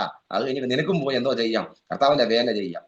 സ്വീഡനിലോ നെതർലൻഡിലോ ന്യൂസിലാൻഡിലോ എവിടെയെങ്കിലും ഒക്കെ പോയി അവൾ നേഴ്സിംഗ് ജോലിയും ചെയ്യും. നിനക്ക് എന്തോ ചെയ്യാം. അവിടെ ആ ഫ്ലാറ്റിനകത്ത് 10 വിശ്വാസികളെ കൂടി ഭാഷ ശുശ്രൂഷയും ചെയ്യാം. നിന്നെക്കുറിച്ചുള്ള ദൈവത്തിന്റെ പദ്ധതി നിന്നോട് അങ്ങനെയൊക്കെ ദൂതുകൊണ്ടല്ലോ. ദ്വീപുകൾ കടന്നു പോകുന്നോ, രാജ്യാന്തരം കിടക്കുന്നോ, അതൊക്കെ ആ നിവർത്തി എന്നൊക്കെ പറഞ്ഞപ്പോ ഞാൻ പറഞ്ഞു, ഇല്ല പപ്പ, ഞാൻ പോകത്തില്ല. ഈ ലോകത്തിൽ ഇനി ഒരു ജോലിക്ക് ഞാൻ പോകത്തില്ല. എന്നെ ദൈവത്തിന്റെ വേലയ്ക്ക് ദൈവം വിളിച്ചിരിക്കുക. അത് മാത്രമേ ഞാൻ ചെയ്യത്തുള്ളൂ. അതുവരെ ഞാൻ ഈ വീട്ടിലോട്ട് ഇരുന്ന് പ്രാർത്ഥിക്കാൻ പോകുന്നു പറഞ്ഞപ്പോൾ അതിന് പപ്പ അങ്ങ് പിണങ്ങി. അതുവരെ കണ്ടിട്ടില്ല, ഭയങ്കര കൂട്ടുകാരെ പോലെ ഇരുന്നവരാ ഞാനും പപ്പായും തമ്മിൽ. വളരെ കൈട്ടോണ്ടായിരിക്കുന്നവിടെ ഭയങ്കര തമാശ പറഞ്ഞ് അങ്ങോട്ടും ഇങ്ങോട്ടും ചിരിച്ചിരിച്ചിട്ട് അങ്ങനെ ഒരു അനുഭവമാണ് ഞങ്ങൾക്ക്, വീട്ടിനകത്തായാലും പുറത്തായാലും എല്ലാം. പക്ഷെ ആ പപ്പയുടെ മുഖം മാറി. പപ്പ ദേഷ്യപ്പെടാൻ തുടങ്ങി. അപ്പൊ ഇങ്ങനെ ഭയങ്കരമായിട്ട് കോപിച്ചു, നീ എന്തെങ്കിലും കാണിക്കുക, ഞാൻ തമ്മിൽ ഇനി ഒരു ബന്ധമില്ലെന്നൊക്കെ പറഞ്ഞു. അതിനെ അടുക്കളയിൽ നിന്ന് വളരെ പ്രാർത്ഥിക്കുന്ന വിശ്വാസമുള്ള എൻ്റെ അമ്മച്ചി മുമ്പോട്ട് വന്നിട്ട് എന്നോട് പറഞ്ഞു, മോനെ, അത് നിന്റെ അപ്പനാവൻ, നീ എൻ്റെ കൊച്ചുമോന, നിങ്ങൾ രണ്ടും എനിക്ക് വിലപ്പെട്ടവരാ. നിങ്ങൾ ഒച്ചപ്പാടും ബഹളം ഒന്നും. ഞാൻ അമ്മച്ചി ഞാനൊന്നും പറഞ്ഞില്ലല്ലോ, മോനൊന്നും പറഞ്ഞില്ല, നീ പറയത്തുമില്ലെന്ന് എനിക്കറിയാം. പക്ഷെ അവൻ നിന്നെ വിഷമിപ്പിക്കുന്നതും വാക്കുകൾ പറയുന്നത് എനിക്ക് സഹിക്കത്തില്ല. അവൻ നിന്റെ അപ്പനാ, അവൻ പറയുന്നത് നീ കേൾക്കാൻ പറഞ്ഞു. സ്തോത്രം. അങ്ങനെ അമ്മച്ചിയുടെ വാക്ക് കേട്ട് എൻ്റെ പപ്പ പറഞ്ഞ വാക്കിനെ അനുസരിച്ച് ഞാൻ 2015 ഷാർജയിൽ ജോലിക്കായിട്ട് കടന്നു വന്നു. കൊച്ചുപയ്യനായിട്ട് നിൽക്കുന്ന സമയത്ത് ഞാൻ ജോലിക്കായിട്ട് ഇവിടെ കടന്നു വന്നു.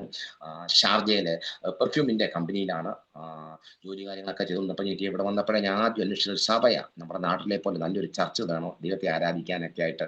അങ്ങനെ ആ ഫോണിനകത്ത് അന്വേഷിച്ചപ്പം അഗാപ്പെ ഏജി പക്ഷെ നിശാന്ത് ജോർജ് അവറുകൾ ദാസന്റെ ഒരു ചർച്ച് എനിക്ക് മനസ്സിലായി. അത് അവർ കോൺടാക്ട് ചെയ്ത് ആ സഹോദരന്മാരെല്ലാം വെള്ളിയാഴ്ചയും വന്ന് ഭൂമിയിൽ എന്നെ പിക്ക് ചെയ്ത് യോഗത്തിന് കൊണ്ടുപോകാൻ തുടങ്ങി. ആ ആത്മീയ കൂട്ടായ്മ അവരുമായിട്ടുള്ള സ്നേഹമെന്ന പ്രിയ നിശാന്ത് വർഷ ശുശ്രൂഷകളൊക്കെ എനിക്ക് വളരെ സന്തോഷമായി. നാട്ടിലെ പോലെ തന്നെ നല്ല ആത്മാവിന്റെ ചലനങ്ങളുള്ള പ്രിയ ദേവദാസനും പ്രിയ സഭയും എനിക്ക് വലിയ ആശ്വാസമായിരുന്നു. എങ്കിലും ജോലി ചെയ്ത് മുന്നോട്ട് പൊയ്ക്കൊണ്ടിരുന്ന കൂട്ടത്തിൽ പപ്പ തിരിച്ച് ദുബായിൽ തന്നെ വന്നു. ദുബായിൽ പപ്പായുണ്ട്. ഇടയ്ക്കിടയ്ക്ക് എനിക്ക് മെസ്സേജ് ആയിട്ട് ചോദിക്കും, എങ്ങനെയുണ്ട് മോനെ, കുഴപ്പമൊന്നുമില്ല, അച്ഛ പ്രയാസമൊക്കെ ഉള്ളൂ, പിടിച്ച് നിൽക്കണം കേട്ടോ, കുഴപ്പമൊന്നുമില്ല എന്നൊക്കെ പറയും. എങ്കിലും കുറെ ജോലിയൊക്കെ ചെയ്ത് കഴിഞ്ഞപ്പോൾ ശരീരമായിട്ട് ബുദ്ധിമുട്ടുകളും ഭാരങ്ങളും പ്രയാസങ്ങളും ഒക്കെ ഉണ്ടാകാൻ തുടങ്ങി.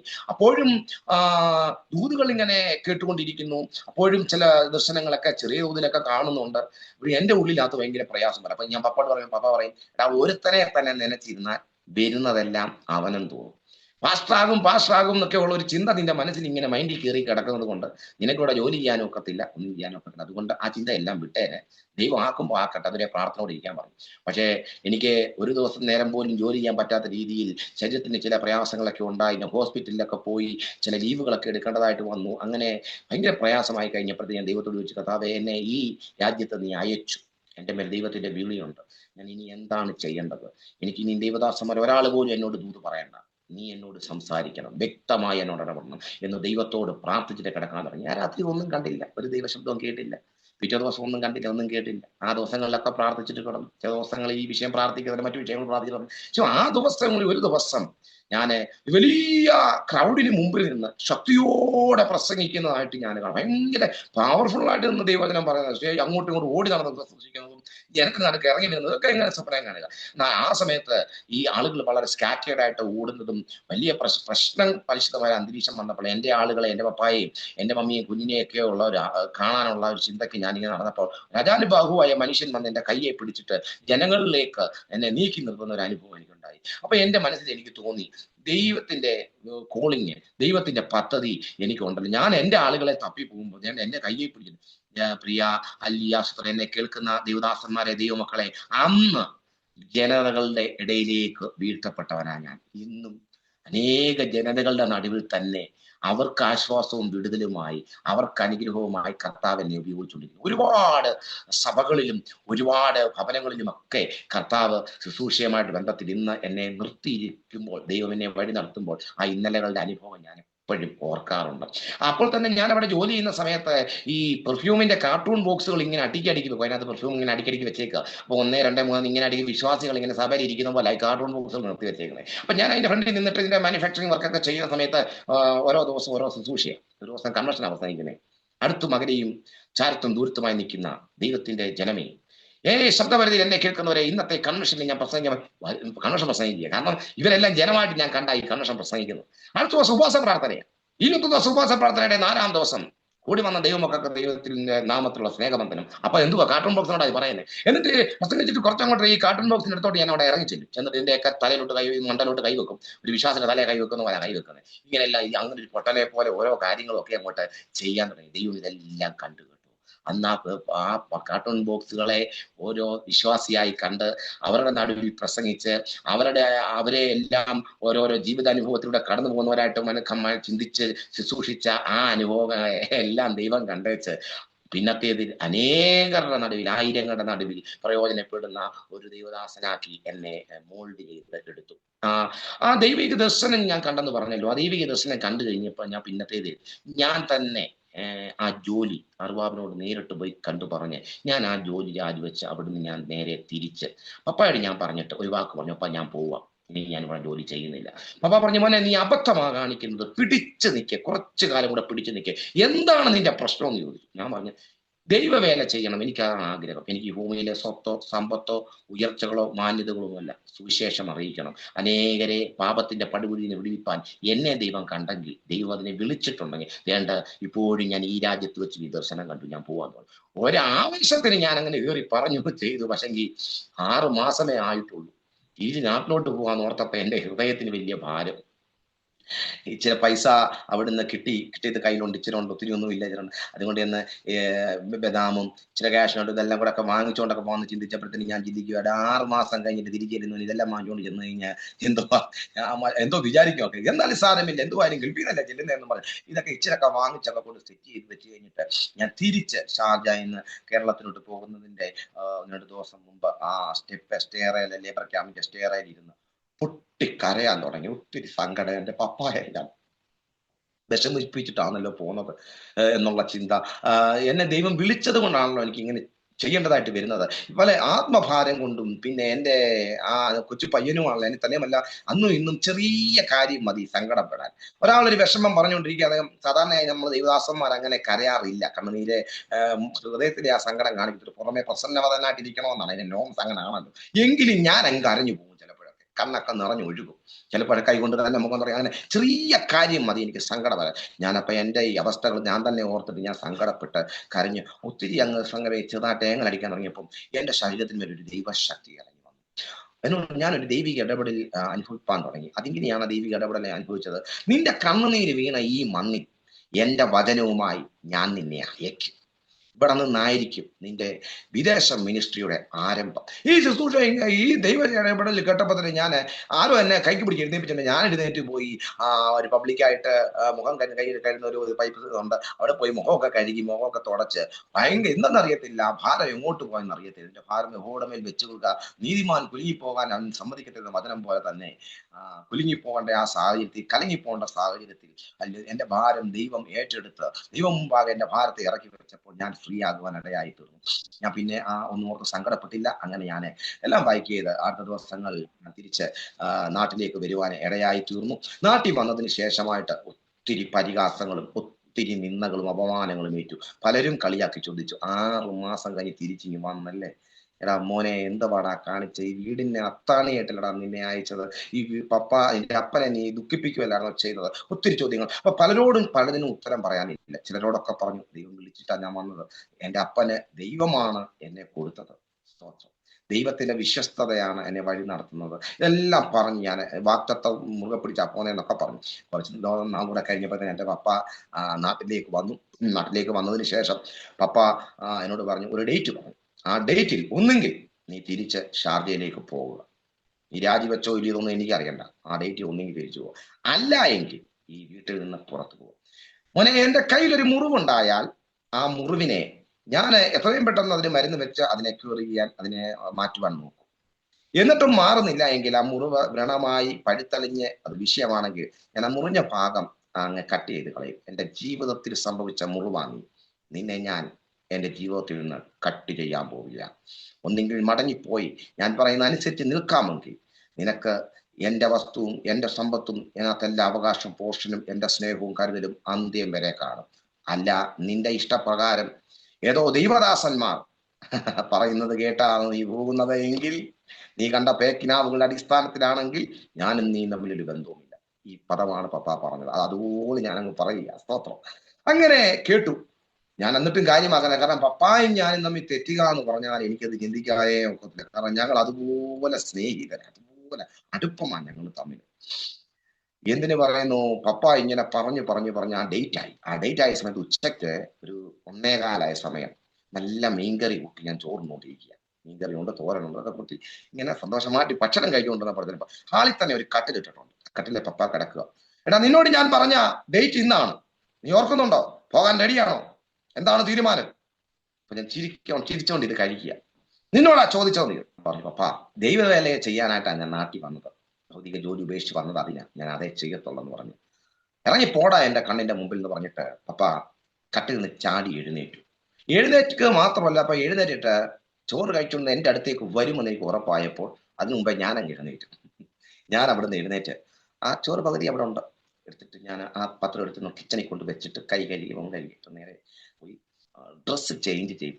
അപ്പൊ അവിടെ കണ്ടു ഡ്രസ്സ് എടുത്തിട്ട് എന്റെ ഉള്ള തുണിയും കാര്യങ്ങളിലും എടുക്കും. കാരണം ഉറപ്പാ പപ്പ ഇറക്കി പോകാൻ പറഞ്ഞേക്കുക. ഞാൻ അങ്ങ് ഇറങ്ങാൻ തയ്യാറായി. അപ്പം എന്റെ സഹോദരിക്ക് ഇപ്പൊ അവക്ക് 15 വയസ്സോ കഴിഞ്ഞ് 16 ആകുന്നു. +1 ചേർന്നു. 10ാം ക്ലാസ്സിൽ 10 A+ വാങ്ങി ജയിച്ച് +1 ചേർന്നു. അന്ന് അവൾ 5 വയസ്സാകാണ്ടേ ഉള്ളൂ. 1ാം ക്ലാസ്സിൽ നിന്ന് പഠിക്കുക. മുറ്റത്തെ പേരച്ചോട്ടിൽ ഇങ്ങനെ നിൽപ്പുണ്ട്. പപ്പ അച്ചാച്ചനോട് ഇറങ്ങിപ്പോടാന്ന് പറയുന്നതും അച്ചാച്ചൻ ഈ ബാഗൊക്കെ തൂക്കി ഇറങ്ങി പോകുന്നതെല്ലാം കണ്ടുകൊണ്ട്. അപ്പോ എന്റെ അമ്മച്ചിയും അമ്മിയും വന്ന് പപ്പായോട് പറയും, "നമ്മളോട് എന്തുവാ അങ്ങനെ പറയുന്നേ? അവനോട് അങ്ങനെ പറയാമോ? അവനെ എവിടെ പോകാനാ ഇപ്പോഴെന്നൊക്കെ ചോദിക്കുന്നുണ്ട്." ആരും കൂടെ മിണ്ടിപ്പോയേക്കരുത്. ഞാനാ പറയുന്നത്. എന്റെ ദൈവത്തിൽ പറ്റിയ ഒരു വലിയൊരു പിഴവാണ്. ദൈവത്തിൽ പറ്റിയ ഒരു ചതിയായി പോയി ഇവൻ. നാട്ടുകാരുടെ മുഖത്ത് എങ്ങനെ നോക്കും? മനവും അഭിമാനവും ഇല്ലേ? എന്ന് പറഞ്ഞ് ഈ പപ്പ എന്നെ ഇറക്കി വിടുകയാണ്. ഞാന് പക്ഷേ അന്നും ഇന്നും എന്റെ അപ്പൻ എന്നെ സ്നേഹിച്ച പോലെ ഈ ഉലകത്തിൽ ആരും എന്നെ സ്നേഹിച്ചിട്ടില്ല. എന്റെ അപ്പന്റെ ഹൃദയം നിറച്ച് എന്നോടുള്ള സ്നേഹമായിരുന്നു. അപ്പൊ ചോദിക്കും, പിന്നാണോ ഭാഷ ഇറക്കി വിട്ടെ? അതെല്ലാം അപ്പന്റെ ഹാലിയ സ്വത്രം എന്നോടുള്ള ഒരു കരുതൽ തന്നെയായിരുന്നു എന്ന് ഞാൻ വിശ്വസിക്കുക. ഇതെല്ലാം ദൈവ പദ്ധതിയുടെ ഭാഗങ്ങളായിരുന്നു മനസ്സിലാക്കാൻ അന്നും ഒരു കൃപ എനിക്ക് ഉണ്ടായിരുന്നു, ഇന്നും എനിക്കൊരു കൃപയുണ്ട്. അല്ലാതെ അപ്പൻ എന്നെ ആ മനുഷ്യൻ എന്നെ ഇറക്കി വിട്ടെന്നുള്ള കോപമോ വൈരാഗ്യം ഒന്നും ഞാൻ സത്യസന്ധമായി പറയുക അന്നും മനസ്സിലില്ല, ഇന്നും മനസ്സിലില്ല. അപ്പൊ അത് ചെയ്തപ്പോ ഒരു ഭാരം തോന്നി. എങ്കിലും ഞാൻ പപ്പ പറഞ്ഞ്, പപ്പായ്ക്ക് എന്നെ വേണ്ട, ഇനി ഇങ്ങനെ ഒരു മോൻ എനിക്കില്ലെന്നൊക്കെ പറയുമ്പോൾ ഓക്കെ, സ്വാഭാവികമായിട്ട് ഞാൻ അങ്ങ് ഇറങ്ങി നടന്നു. ഒന്നു കുഞ്ഞിനെ നോക്കി, എന്റെ സഹോദരി, ഞാൻ വളർത്തി കൊണ്ടുവന്ന കുഞ്ഞിനെ ഒരു അപ്പനായിട്ട് തന്നെയാ കുഞ്ഞിനെ വളർത്തി കൊണ്ടുവന്നത്. കാരണം ഞാൻ പ്ലസ് ടു ഡിഗ്രിക്ക് പഠിക്കുന്ന സമയത്താണ് ഇവളുടെ ജനനം. ഒരു കോളേജ് ഇളകി വന്നു എന്റെ സഹോദരിയെ കാണാൻ.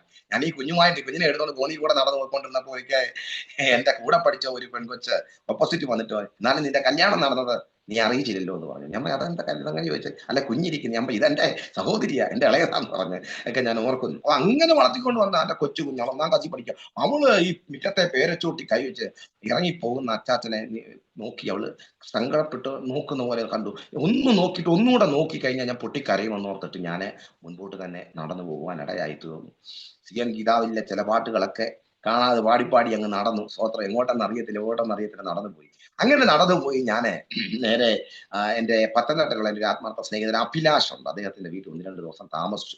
അതിനുശേഷമായിട്ട് ഞാൻ തൊടുപുഴയുള്ള ഒരു ദേവദാസനെ ഫോൺ വിളിച്ച് സംസാരിച്ച് അദ്ദേഹത്തിന്റെ കൂടെ 1-2 ആഴ്ച തൊടുപുഴ ഉണ്ടായിരുന്നു. അത് കഴിഞ്ഞ് വയനാട്ടിൽ ഒരു ചെറിയ ബൈബിൾ കോളേജ് ഉണ്ട് എന്ന് പറഞ്ഞ് അങ്ങനെ ബൈബിൾ കോളേജ് പഠിക്കാനായിട്ട് ആ ദേവദാസനെ വയനാട്ടിൽ കൊണ്ടാക്കി. അവിടെ ഒരു കന്യാസ്ത്രീ അമ്മച്ചി രക്ഷിക്കപ്പെട്ടു വന്നത്. അമ്മച്ചി മരിക്കാറായി കിടക്കുകയാണ്. ചേട്ടൊക്കെ സംസാരിക്കും, തീരെ വയ്യ.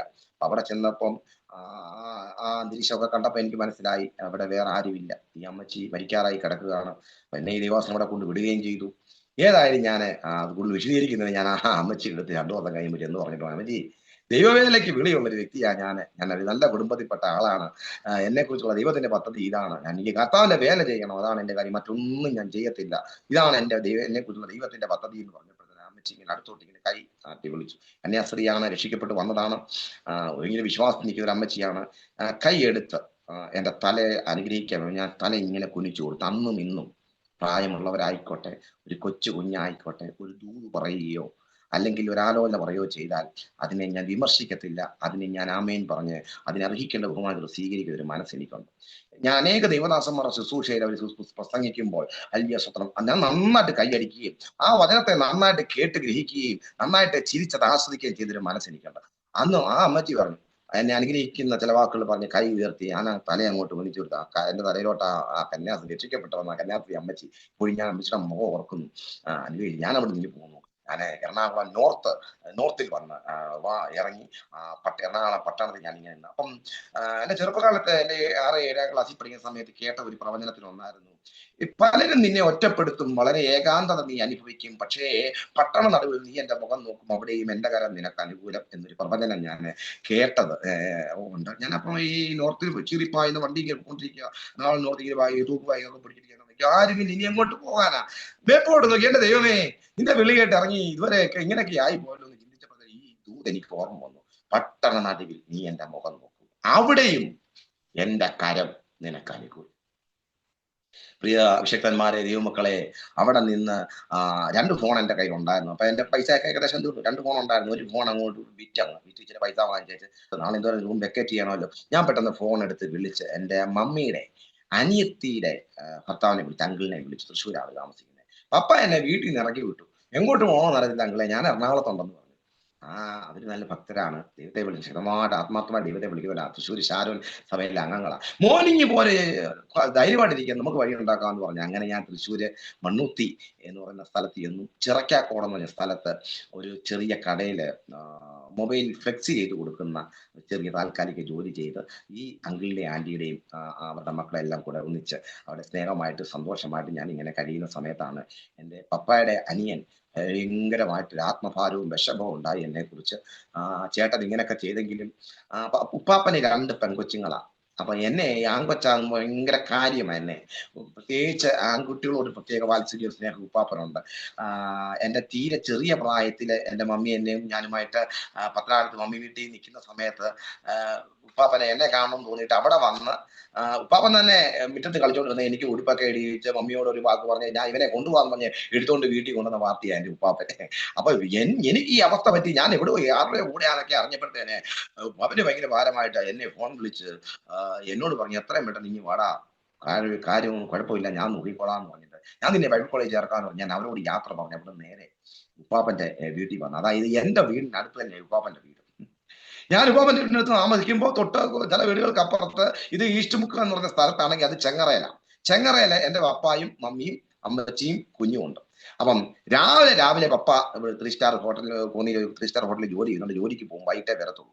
അപ്പം രാത്രി ഇവിടെ കിടക്കും. രാവിലെ പപ്പ ജോലിക്ക് പോകുമെന്ന് മനസ്സിലാകുന്ന സമയത്ത് തിരിച്ചിവിടെ വന്നിട്ട് അമ്മച്ചിയോടും മമ്മിയോടും ഒക്കെ കാര്യമൊക്കെ പറഞ്ഞ് കുഞ്ഞിനോടൊക്കെ തമാശയൊക്കെ പറഞ്ഞ് അവിടെ ഇരുന്നിട്ട് കുഴപ്പമൊന്നുമില്ല, ദൈവം എന്നെ ഇത്രത്തോളം ഒക്കെ നടത്തുന്നു, ഞാൻ ഇനി വചനം എങ്ങനെ പഠിക്കണം, അതേ ഉള്ള എന്റെ ലക്ഷ്യം, ഇനി പപ്പായുടെ കണക്കൊന്നുമില്ലെന്ന് പറഞ്ഞേക്ക് കേട്ടോ, എന്റെ പപ്പ സുഖമായിട്ടിരിക്കുന്നോ, പപ്പായ്ക്ക് ഇപ്പൊ എങ്ങനെയുണ്ട്, കുഴപ്പമൊന്നും ഇല്ലല്ലോ എല്ലാം പറഞ്ഞ്. അപ്പൊ അമ്മച്ചി ഇങ്ങനെ കരയണം, മോനെ നിന്നോട് ഇത്രയൊക്കെ ചെയ്തിട്ടും ഇങ്ങനെയൊക്കെ പറഞ്ഞിട്ടും നിന്നെ അവൻ ഇഷ്ടമല്ലാത്ത രീതിയിൽ പെരുമാറിയിട്ടും നിനക്ക് അവനോട് എന്താണ് ഇത്രയും കാര്യം?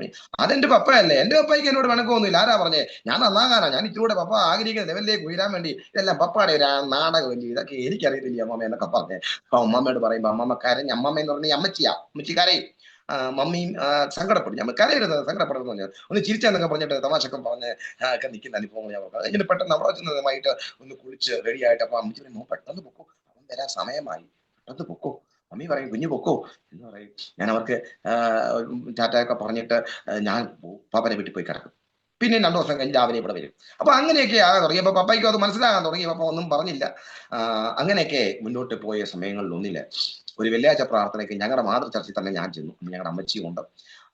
അമ്മച്ചി പറഞ്ഞു, അന്നിരുന്ന ഒരു പാസ്റ്റർ ബിജു ദാസൻ ഇന്ന് നിത്യത വിശ്രമിക്കുന്നു. ആ കർത്താവിന്റെ അമ്മച്ചി പറഞ്ഞു, ബിജു പാസ്റ്ററെ ഞങ്ങളുടെ ജോബിന് ഒരു വഴി ഇതുവരെ തുറന്നില്ല. അമ്മമ്മേ നിങ്ങൾ പറയാൻ ഞാൻ വെയിറ്റ് ചെയ്യരുത്, നിങ്ങൾ പറയാതെ ഞാൻ എങ്ങനെ കാര്യങ്ങൾ ക്രമീകരിക്കുന്നത്? ഇനിയിപ്പം ഞാനൊരു കാര്യം ചെയ്തോട്ടെ, ജോബിനെ ഞാനൊരു നല്ല ബൈബിൾ കോളേജ് കൊണ്ടുവിടാം, മാരാമണ്ട് ബർഷേബ തിയോളജിക്കൽ സെമിനാരി, ഫീസും കൊടുക്കേണ്ട മറ്റു കാര്യങ്ങളൊന്നുമില്ല. കർത്താവിന്റെ ശുഭോദരവേലി പാസ്റ്റർ അവർ നടത്തുന്ന അനുഗ്രഹിക്കപ്പെട്ട ഒരു വേദ പാഠശാല, അവിടെ പഠിച്ചവരെല്ലാം അനുഗ്രഹിക്കപ്പെട്ട ഞാൻ അവിടെ കൊണ്ടുവിടാമെന്ന് പറഞ്ഞു. എന്തിനു പറയുന്നു, വേഗത്തിൽ ആ ദൈവദാസനും ഞങ്ങൾ ഉപ്പാപ്പനും എല്ലാം കൂടെ ചേർന്ന് എന്നെ ബൈബിൾ കോളേജിലേക്ക് അയക്കാനുള്ള ക്രമീകരണങ്ങളായി. ഞാൻ ബൈബിൾ കോളേജ് വിദ്യാഭ്യാസ അക്കാദമി ഭയങ്കരമായ പനിയായിരുന്നു എനിക്ക്. ആ പനിയോടുകൂടെ തന്നെയാണ് ബൈബിൾ കോളേജിൽ ചെന്ന് ചേർന്നത്. കർത്താവിന്റെ ദാസൻ ശിബുദരി അവരുകൾ എന്റെ സാക്ഷ്യങ്ങളും ഒക്കെ പേപ്പറിൽ എഴുതി വാങ്ങിച്ചു. എന്റെ കാര്യങ്ങളൊക്കെ ചോദിച്ചറിഞ്ഞേച്ച് ഒരു പയ്യനെ ഇങ്ങോട്ട് വിളിച്ചിട്ട് പറഞ്ഞു, ഇവനെ ഈ ചെങ്ങറക്കാരനെ കൊണ്ട് കൊണ്ടുപോടാ എന്ന് പറഞ്ഞു. ആ വിളി ഇന്നും ശിവച്ചാൻ വിളിക്കും, ചെങ്ങറയിലെ മോൻ, ചെങ്ങറക്കാരൻ എന്നാ വിളിക്കത്തുള്ളൂ. പിന്നെ വേറൊരു പേരും വിളിക്കുന്നുണ്ട്. ഈ അവിടെ ചെന്ന് ഈ പ്രാർത്ഥനയ്ക്കൊക്കെ എല്ലാവരും ഇരുന്ന് ആരാധിക്കുമ്പം ഈ ഉറ്റോരും ഉടയോരും തള്ളിക്കളഞ്ഞ് കുറ്റം മാത്രം പറഞ്ഞെങ്ങനെ ശിക്ഷപ്പെടുന്നൊക്കെയുള്ള പാട്ടൊക്കെ ഈ പാസ്റ്റർമാരെ തേടി നിന്ന് പാടുമ്പോഴത്തേനെ എല്ലാവരും ഇരിക്കാതെ ഞാൻ പതുക്കെ പായലോട്ടൊന്ന് കൈ കുത്തി അങ്ങ് എഴുന്നേക്കും. ഇവരെല്ലാം കേൾക്കുന്നുണ്ട്, ലൈവിലായി പറയുന്നേ. സ്വത്രം ഒറ്റയ്ക്ക് എഴുന്നേറ്റ് അങ്ങോട്ട് നിന്ന് അങ്ങോട്ട് ആരാധിക്കണം. എല്ലാവരും ഇരുന്ന് ആരാധിക്കുക. ഒരുപാട് പേരുള്ള വലിയ ചർച്ച മാരാമണ്ണെ IPC ചർച്ച്, അവിടെയുള്ള ഒരുപാട് പേര് തറയിലിരുന്ന് ആരാധിക്കുമ്പോൾ ഇത് ഞാൻ എങ്ങനെ എഴുന്നേക്കാതിരിക്കുന്നത്? എന്റെ അനുഭവമല്ല ഈ പറയുന്നേ, എന്റെ അകത്ത് ഭയങ്കരമായ ആത്മാവിന്റെ ചലനങ്ങളാ. ഞാൻ അങ്ങോട്ട് എഴുന്നേറ്റ് നിന്ന് അങ്ങോട്ട് ആരാധിക്കാനെന്നുള്ളതൊക്കെ. അപ്പൊ അങ്ങനെ എനിക്ക് ഒരു പേര് ചാടുന്നവനെ എന്നൊക്കെ വിളിക്കും. ആ ചാടുന്നവനെ ഇങ്ങോട്ട് വിളിക്കലാന്ന് പറയും. അങ്ങനെയൊക്കെയുള്ള അനുഭവത്തിലൂടെ ഒക്കെ നടന്നു. ദിവാസന്മാർക്കൊക്കെ ഒരു പ്രത്യേകമായ സ്നേഹവും വാത്സല്യവും ഒക്കെ എന്നോട് പ്രത്യേകമായിട്ടുണ്ടായിരുന്നു. അപ്പൊ ഞാനവിടെ ചേർന്ന് കഴിഞ്ഞ സമയത്ത് ഞാൻ ഇങ്ങനെ ചിന്തിക്കാൻ തുടങ്ങി, എന്റെ വീട്ടില് എന്നോട് ആർക്കും പ്രത്യേകമായ കരുതലൊന്നുമില്ല, പ്രത്യേകിച്ച് പപ്പായിക്കില്ല, മറ്റേ അമ്മയും അമ്മച്ചിയൊക്കെ. പിന്നെ ഉപ്പാപ്പൻ എന്നെ ഇവിടെ കൊണ്ട് ചേർത്തു. ഈ ഒരു ദൈവദാസനാണല്ലോ, കേരളത്തിലാണല്ലോ ഞാൻ ഇവിടെ വന്നത്. ഇനി എല്ലാത്തിലും ഞാൻ ഈ ദൈവദാസനെ ആശ്രയിക്കേണ്ടി വരുമല്ലോ എന്നൊക്കെ പല ചിന്തകൾ വന്നിട്ട് ഞാൻ അവിടെ ചെന്ന് കഴിഞ്ഞപ്പോഴും എന്ത് വന്നിട്ടില്ല, എന്റെ മനസ്സിൽ തോന്നുക, ഇവിടുന്ന് അങ്ങ് പോവാം, വീണ്ടും പഴയ പരിപാടി, എന്തോ വീടുകളിൽ ചെന്ന് സാധനങ്ങളൊക്കെ വിൽക്കുന്നത് പോലത്തെ ഏതെങ്കിലും കൂട്ടരുടെ കൂടെ പോയി ചേർന്നാലും എന്താ, ഇനി ദൈവം എനിക്ക് എല്ലാ പൈസ ഒക്കെ ആയിട്ട് എല്ലാം. അപ്പൊ എന്റെ മനസ്സിൽ വേറൊരു മനസ്സ് പറയുന്നുണ്ട്, നീ ഗൾഫിൽ ജോലി ചെയ്തോലല്ലേ, എന്നാ പിന്നെ നിനക്ക് അവിടെ ജോലി ചെയ്ത് കുറച്ച് കാശായിട്ട് നിനക്ക് വന്നാൽ പോരായിരുന്നു എന്നൊക്കെ പറയുന്നുണ്ട്. അങ്ങനെ എന്താ ഞാൻ ഇവിടെ നിന്ന് ഒരു പയ്യനെ ബൈബിൾ കോളേജ് പഠിച്ചിട്ട് പയ്യനെ കൂടെ പഠിക്കുന്ന ഒരു പയ്യനെ വിളിച്ചിട്ട് ഞാൻ പറഞ്ഞു, ഞാൻ ഇവിടെ നിന്ന് പോയാലോന്ന് ഓർക്കുക. കാരണം നിങ്ങൾക്കൊക്കെ വീട്ടിൽ നിന്ന് ആൾക്കാർ വരും, നിങ്ങളുടെ അപ്പനും അമ്മയും എല്ലാവരും മാസം നിങ്ങൾക്ക് വേണ്ട കാര്യങ്ങളെല്ലാം ചെയ്ത് തരികയൊക്കെ ചെയ്യും. എനിക്ക് അതേ ആര് സഹായിക്കാൻ, ആര് വരാനാ? അന്നേരം ഒരു പയ്യൻ എബി എന്ന് പറഞ്ഞ ഏലത്തൂക്കാരൻ അവൻ പറയും, ഏലിയാവിന്റെ കാക്കയുണ്ടച്ച എന്നൊക്കെ പറഞ്ഞത് ഇപ്പോഴും ഓർക്കും. അവൻ പറഞ്ഞത് അക്ഷരികമാണ് തന്നെ നിറവേറുന്ന ചരിത്രമാണ് പിന്നെ കാണുവാൻ കഴിഞ്ഞത്. എല്ലാ മാസവും എലിയാവിന്റെ കാക്ക തന്നെ സ്വത്രം പോറ്റി പുലർത്തിയ അനുഭവങ്ങൾ, ഓരോ വ്യക്തികളെ ദൈവം ഒരുക്കാൻ തുടങ്ങി, ഓരോരോ സാധ്യതകൾ. ജയോത്സവമായി 3 വർഷം പഠിച്ചു. ഏറ്റവും പ്രധാനപ്പെട്ട ഇൻസിഡന്റ് എന്ന് പറഞ്ഞാൽ ആ ബൈബിൾ കോളേജിനകത്ത് ചാപ്പൽ മീറ്റിംഗ് ഉണ്ട്. അപ്പൊ അങ്ങനെ ഞാൻ ഇങ്ങനെ ശഠിച്ച് ഇനി ഞാൻ എങ്ങനെ അവിടെ പഠിക്കുന്നത്, എനിക്ക് ആരുമില്ല എന്നുള്ള രീതിയിൽ ചിന്തിച്ചിരുന്ന സമയത്താണ് ചാപ്പൽ മീറ്റിംഗിൽ വൈകിട്ടത്തെ പ്രാർത്ഥനയ്ക്ക് ദിവസന്മാരായി ഞങ്ങൾ ഒന്നിച്ച് ഞങ്ങളുടെ IPCയിലെ മാരാമൺ ദൈവസഭയുടെ ചാപ്പലിൽ ഒന്നിച്ചു കൂടിയത്. ഒരു കർത്താവിന്റെ ദാസനം കൊണ്ട് ലീഡ് ചെയ്യാൻ തുടങ്ങി. ആ ദൈവദാസനം കൊണ്ട് ലീഡ് ചെയ്ത് അല്പകാലം മാത്രം ഈ ഭൂവിലെ വാസുള്ള പാട്ടുപടി ആരാധിക്കും. ദൈവസന്മാർ ശക്തിയോടെ കരമടിച്ച് ആത്മാവിൽ അന്യഭാഷ പറഞ്ഞ് ആരാധിക്കാൻ തുടങ്ങിയപ്പം എന്റെ ഉള്ളിൽ എന്റെ പപ്പായുമായിട്ട് ഞാൻ സ്നേഹത്തോടെ നടന്നും. പിന്നത്തേതിൽ പപ്പ എന്നെ ഇറക്കി വിട്ടതും ഞാൻ ഇറങ്ങിപ്പോകുന്ന സമയത്ത് പെൺകുഞ്ഞ് എന്റെ ഇളയ മോള് പിന്നെ സഹോദരി വേരച്ചോട്ടി കൈ പിടിച്ച് നിന്ന് സങ്കടപ്പെട്ടതും എല്ലാം ഞാൻ ഓർക്കാൻ തുടങ്ങി. ഇടയ്ക്ക് ഞാൻ ഒത്തിരി നിന്നാവാക്കും പരിഹാസവാക്കുകളൊക്കെ പലരിൽ നിന്നും കേട്ടു. എല്ലാം ഞാൻ ഇവിടെ വെളിപ്പെടുത്തുന്നില്ല. അല്ല, അതെല്ലാം എന്റെ ഹൃദയത്തിലോട്ട് ഇങ്ങനെ ഒരു ഫിലിമിനകത്ത് കാണുന്ന പോലെ വന്നിട്ട് ഞാൻ ഇങ്ങനെ സങ്കടപ്പെട്ട് വല്ലാതൊക്കെ കാണും. എനിക്ക് ആരുമില്ലല്ലോ, അതില്ലാതെ പോയല്ലോ, എന്റെ അവസ്ഥ ഇനി എന്താകും ചിന്ത ഇങ്ങനെ വന്നത് മാത്രം എനിക്ക് ഓർമ്മ. ഒരു സൗകര്യം വന്ന് എന്നെ തട്ടിയിട്ട് പറഞ്ഞു, ലീഡറാ സജീവൻ ആദിവാസിയുടെ പേരെ തട്ടിയിട്ട് പറഞ്ഞു, മോനെ കൈയടിച്ച് ആരാധിക്കാൻ പറഞ്ഞു. അപ്പൊ ഞാനിങ്ങനെ കാലയിൽ ഇങ്ങനെ തട്ടുന്നേ ഉണ്ടായിരുന്നു, കൈയടിക്കാൻ പറഞ്ഞു. അപ്പൊ എനിക്ക് ഭയങ്കര ദേഷ്യം തോന്നി അദ്ദേഹത്തോട്. എന്താ നെഞ്ഞത്തൊരു മുട്ട വെച്ചാ ഓമ്പളെ ചാട്ടി കിട്ടും, അതുപോലെ ടെൻഷൻ ചൂടുമായി എനിക്ക്. എങ്കിലും ഞാൻ കൈയടിച്ച്. ഈ കയ്യടി കുറെ കഴിഞ്ഞപ്പോൾ അങ്ങ് ശക്തിയായി. എനിക്ക് കയ്യടി നിർത്താൻ പറ്റാത്തൊരു അനുഭവം. എന്തോ ഈ സങ്കടത്തിന്റെ, നമ്മുടെ ആ വലിയ സങ്കടത്തിന്റെ നിമിഷമാണല്ലോ പരിശുദ്ധാത്മാവിന്റെ ഇടപെടൽ നമ്മുടെ ജീവിതത്തിൽ ഉണ്ടാകുന്നത്. അത് ഇന്നയോളം അങ്ങനെ ഓരോ വിഷമഘട്ടത്തിലാണ്. ഏറ്റവും നല്ല പ്രസംഗം ജോബി പാഷ എപ്പോഴാണ് പ്രസംഗിച്ചെന്ന് ചോദിച്ചാൽ ഏറ്റവും സങ്കട സമയങ്ങളിലൂടെ പോകുന്ന സമയത്താണ് ഏറ്റവും മികച്ച പ്രസംഗം. ഏറ്റവും വലിയ പ്രവചനം എന്ന ഭാഷ ഉണ്ടായെന്ന് ചോദിച്ചാൽ ഏറ്റവും കൂടുതൽ കരഞ്ഞെടുത്ത് ഏറ്റവും വലിയ പ്രവചനം. സ്തോത്രം. അത് എന്നെ കേൾക്കാൻ നിങ്ങളുടെ അനുഭവം അത് തന്നെയായിരിക്കും. ഏറ്റവും മികച്ചത് തരണമെങ്കിൽ നമ്മൾ അപ്പം നുറുക്കി കഴിഞ്ഞപ്പോഴാണ് യേശു കർത്താവ് വിളമ്പിയപ്പോൾ അതിനകത്തൊരു വർധനവുണ്ടായത്. ഇവിടെ നുറുക്കം വരുന്നു, അവിടെ വലിയ ദൈവത്തിന്റെ പ്രവൃത്തി കാണുവാൻ കഴിയും. അങ്ങനെ ഞാൻ സങ്കടപ്പെട്ടിരുന്നു. എന്തോ ഒന്ന് കറണ്ട് പാസ് ചെയ്യുന്ന പോലെ അനുഭവം തോന്നി. കൈയടി നിർത്താൻ ഒക്കുന്നില്ല, കാല് ചലിക്കാൻ തുടങ്ങി, കൈ ചലിക്കാൻ തുടങ്ങി. പിന്നെ എന്നെ ഒരാൾ അവിടുന്ന് എടുത്തെറിയുന്ന പോലെ, പന്തിനെ എടുത്തെറിയുന്ന പോലെ എന്നെ എടുത്തെറിയായിരുന്നു. വിശാലമായ ചാപ്പലിൽ ഞാൻ ഇരുന്ന് ആരാധിച്ചുകൊണ്ടിരുന്ന പായിൽ നിന്ന് ഞാൻ ഉരുണ്ട് ഭയങ്കരമായിട്ട് തെന്നി മാറിപ്പോയിട്ട് അവിടെ അന്യഭാഷയിലൊക്കെ ദൈവത്തെ സ്തുതിച്ചതൊക്കെ ഓർക്കുന്നു. 2 പേര് എന്നെ പിടിക്കാൻ എൻ്റെ പുറകെ ഓടി വന്ന് ഓർക്കുന്നു. എന്റെ പോക്കറ്റിൽ എന്തോ കിടന്നു, അത് പോകാതിരിക്കാൻ ഇങ്ങനെ ഞാൻ പിടിച്ചത് ഞാൻ ഓർക്കുന്നുണ്ട്. ഈ സഹോദരന്മാർ 2 പേരും കൂടെ എന്നെ കൈ പിടിച്ചു. ഇടുക്കിക്കാരനും ഒരു അടൂരുകാരൻ എന്നെ ഇങ്ങനെ പിടിച്ച് അച്ചാന്ന് പിടിച്ചിട്ട് ഒരുത്തനിങ്ങനെ എന്റെ കയ്യെ പിടിച്ചിട്ട് കൈ ഇങ്ങനെ വിട്ടതും ഞാൻ ഓർക്കുന്നുണ്ട്. അത്രയ്ക്ക് ഒരു ഫോഴ്സിലായിരുന്നു ആ പോയത്. എന്റെ തലയെ നമ്മുടെ മുന്നിൽ ഇടിക്കുമ്പോൾ ഓർത്ത് അവർ വന്ന് ഏതായാലും കാലുകൾ കൊണ്ടും കൈ കൊണ്ടും ഒക്കെ എന്നെ പിടിച്ച് തടഞ്ഞ് നിർത്തി. ഞാൻ ആ ഇടുക്കിക്കാരന്റെ കാലിൽ പിടിച്ച് ഞാൻ എഴുന്നേറ്റിട്ട് അവനെ ഇങ്ങനെ ചേർത്ത് ഇങ്ങോട്ട് പിടിച്ച് അവന്റെ ചെവിയിൽ ഇപ്പോഴും ഞാൻ ഓർക്കുന്നു, ശക്തിയോടെ ഞാൻ അന്യഭാഷ പറഞ്ഞിട്ട് പിന്നെ അത് മലയാളമായി മാറി. അതായിരുന്നു എൻ്റെ ജീവിതത്തിലെ വലിയ ആദ്യത്തെ പ്രവചനം എന്ന് പറയുന്നത്. ഇടുക്കിയിലുള്ള ആ പ്രിയ സഹോദരന്റെ പേര് ഞാൻ ബിബിൻ എന്നാണ് പേര്.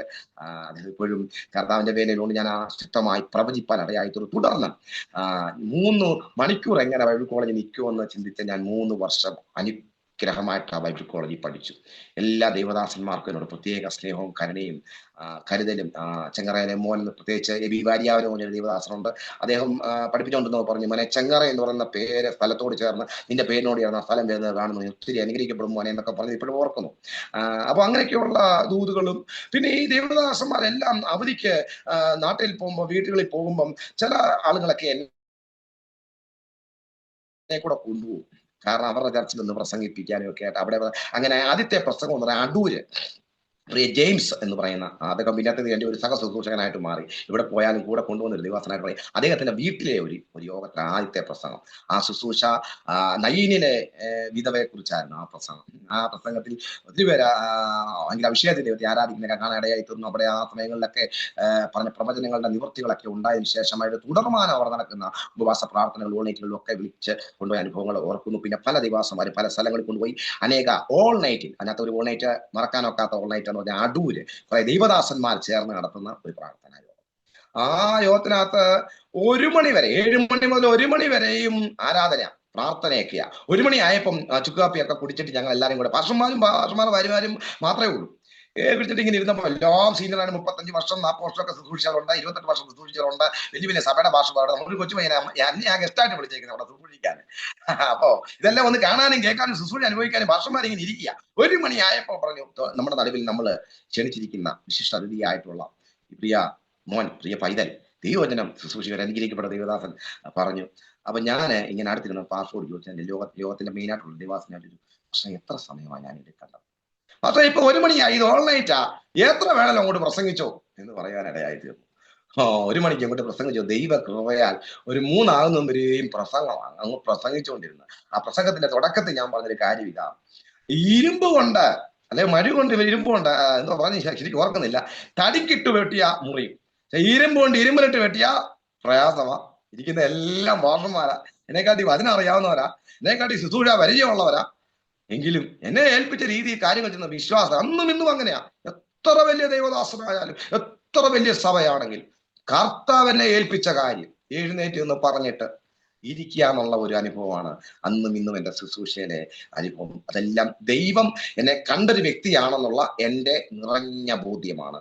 ഹല്ലേലൂയ, സ്തോത്രം.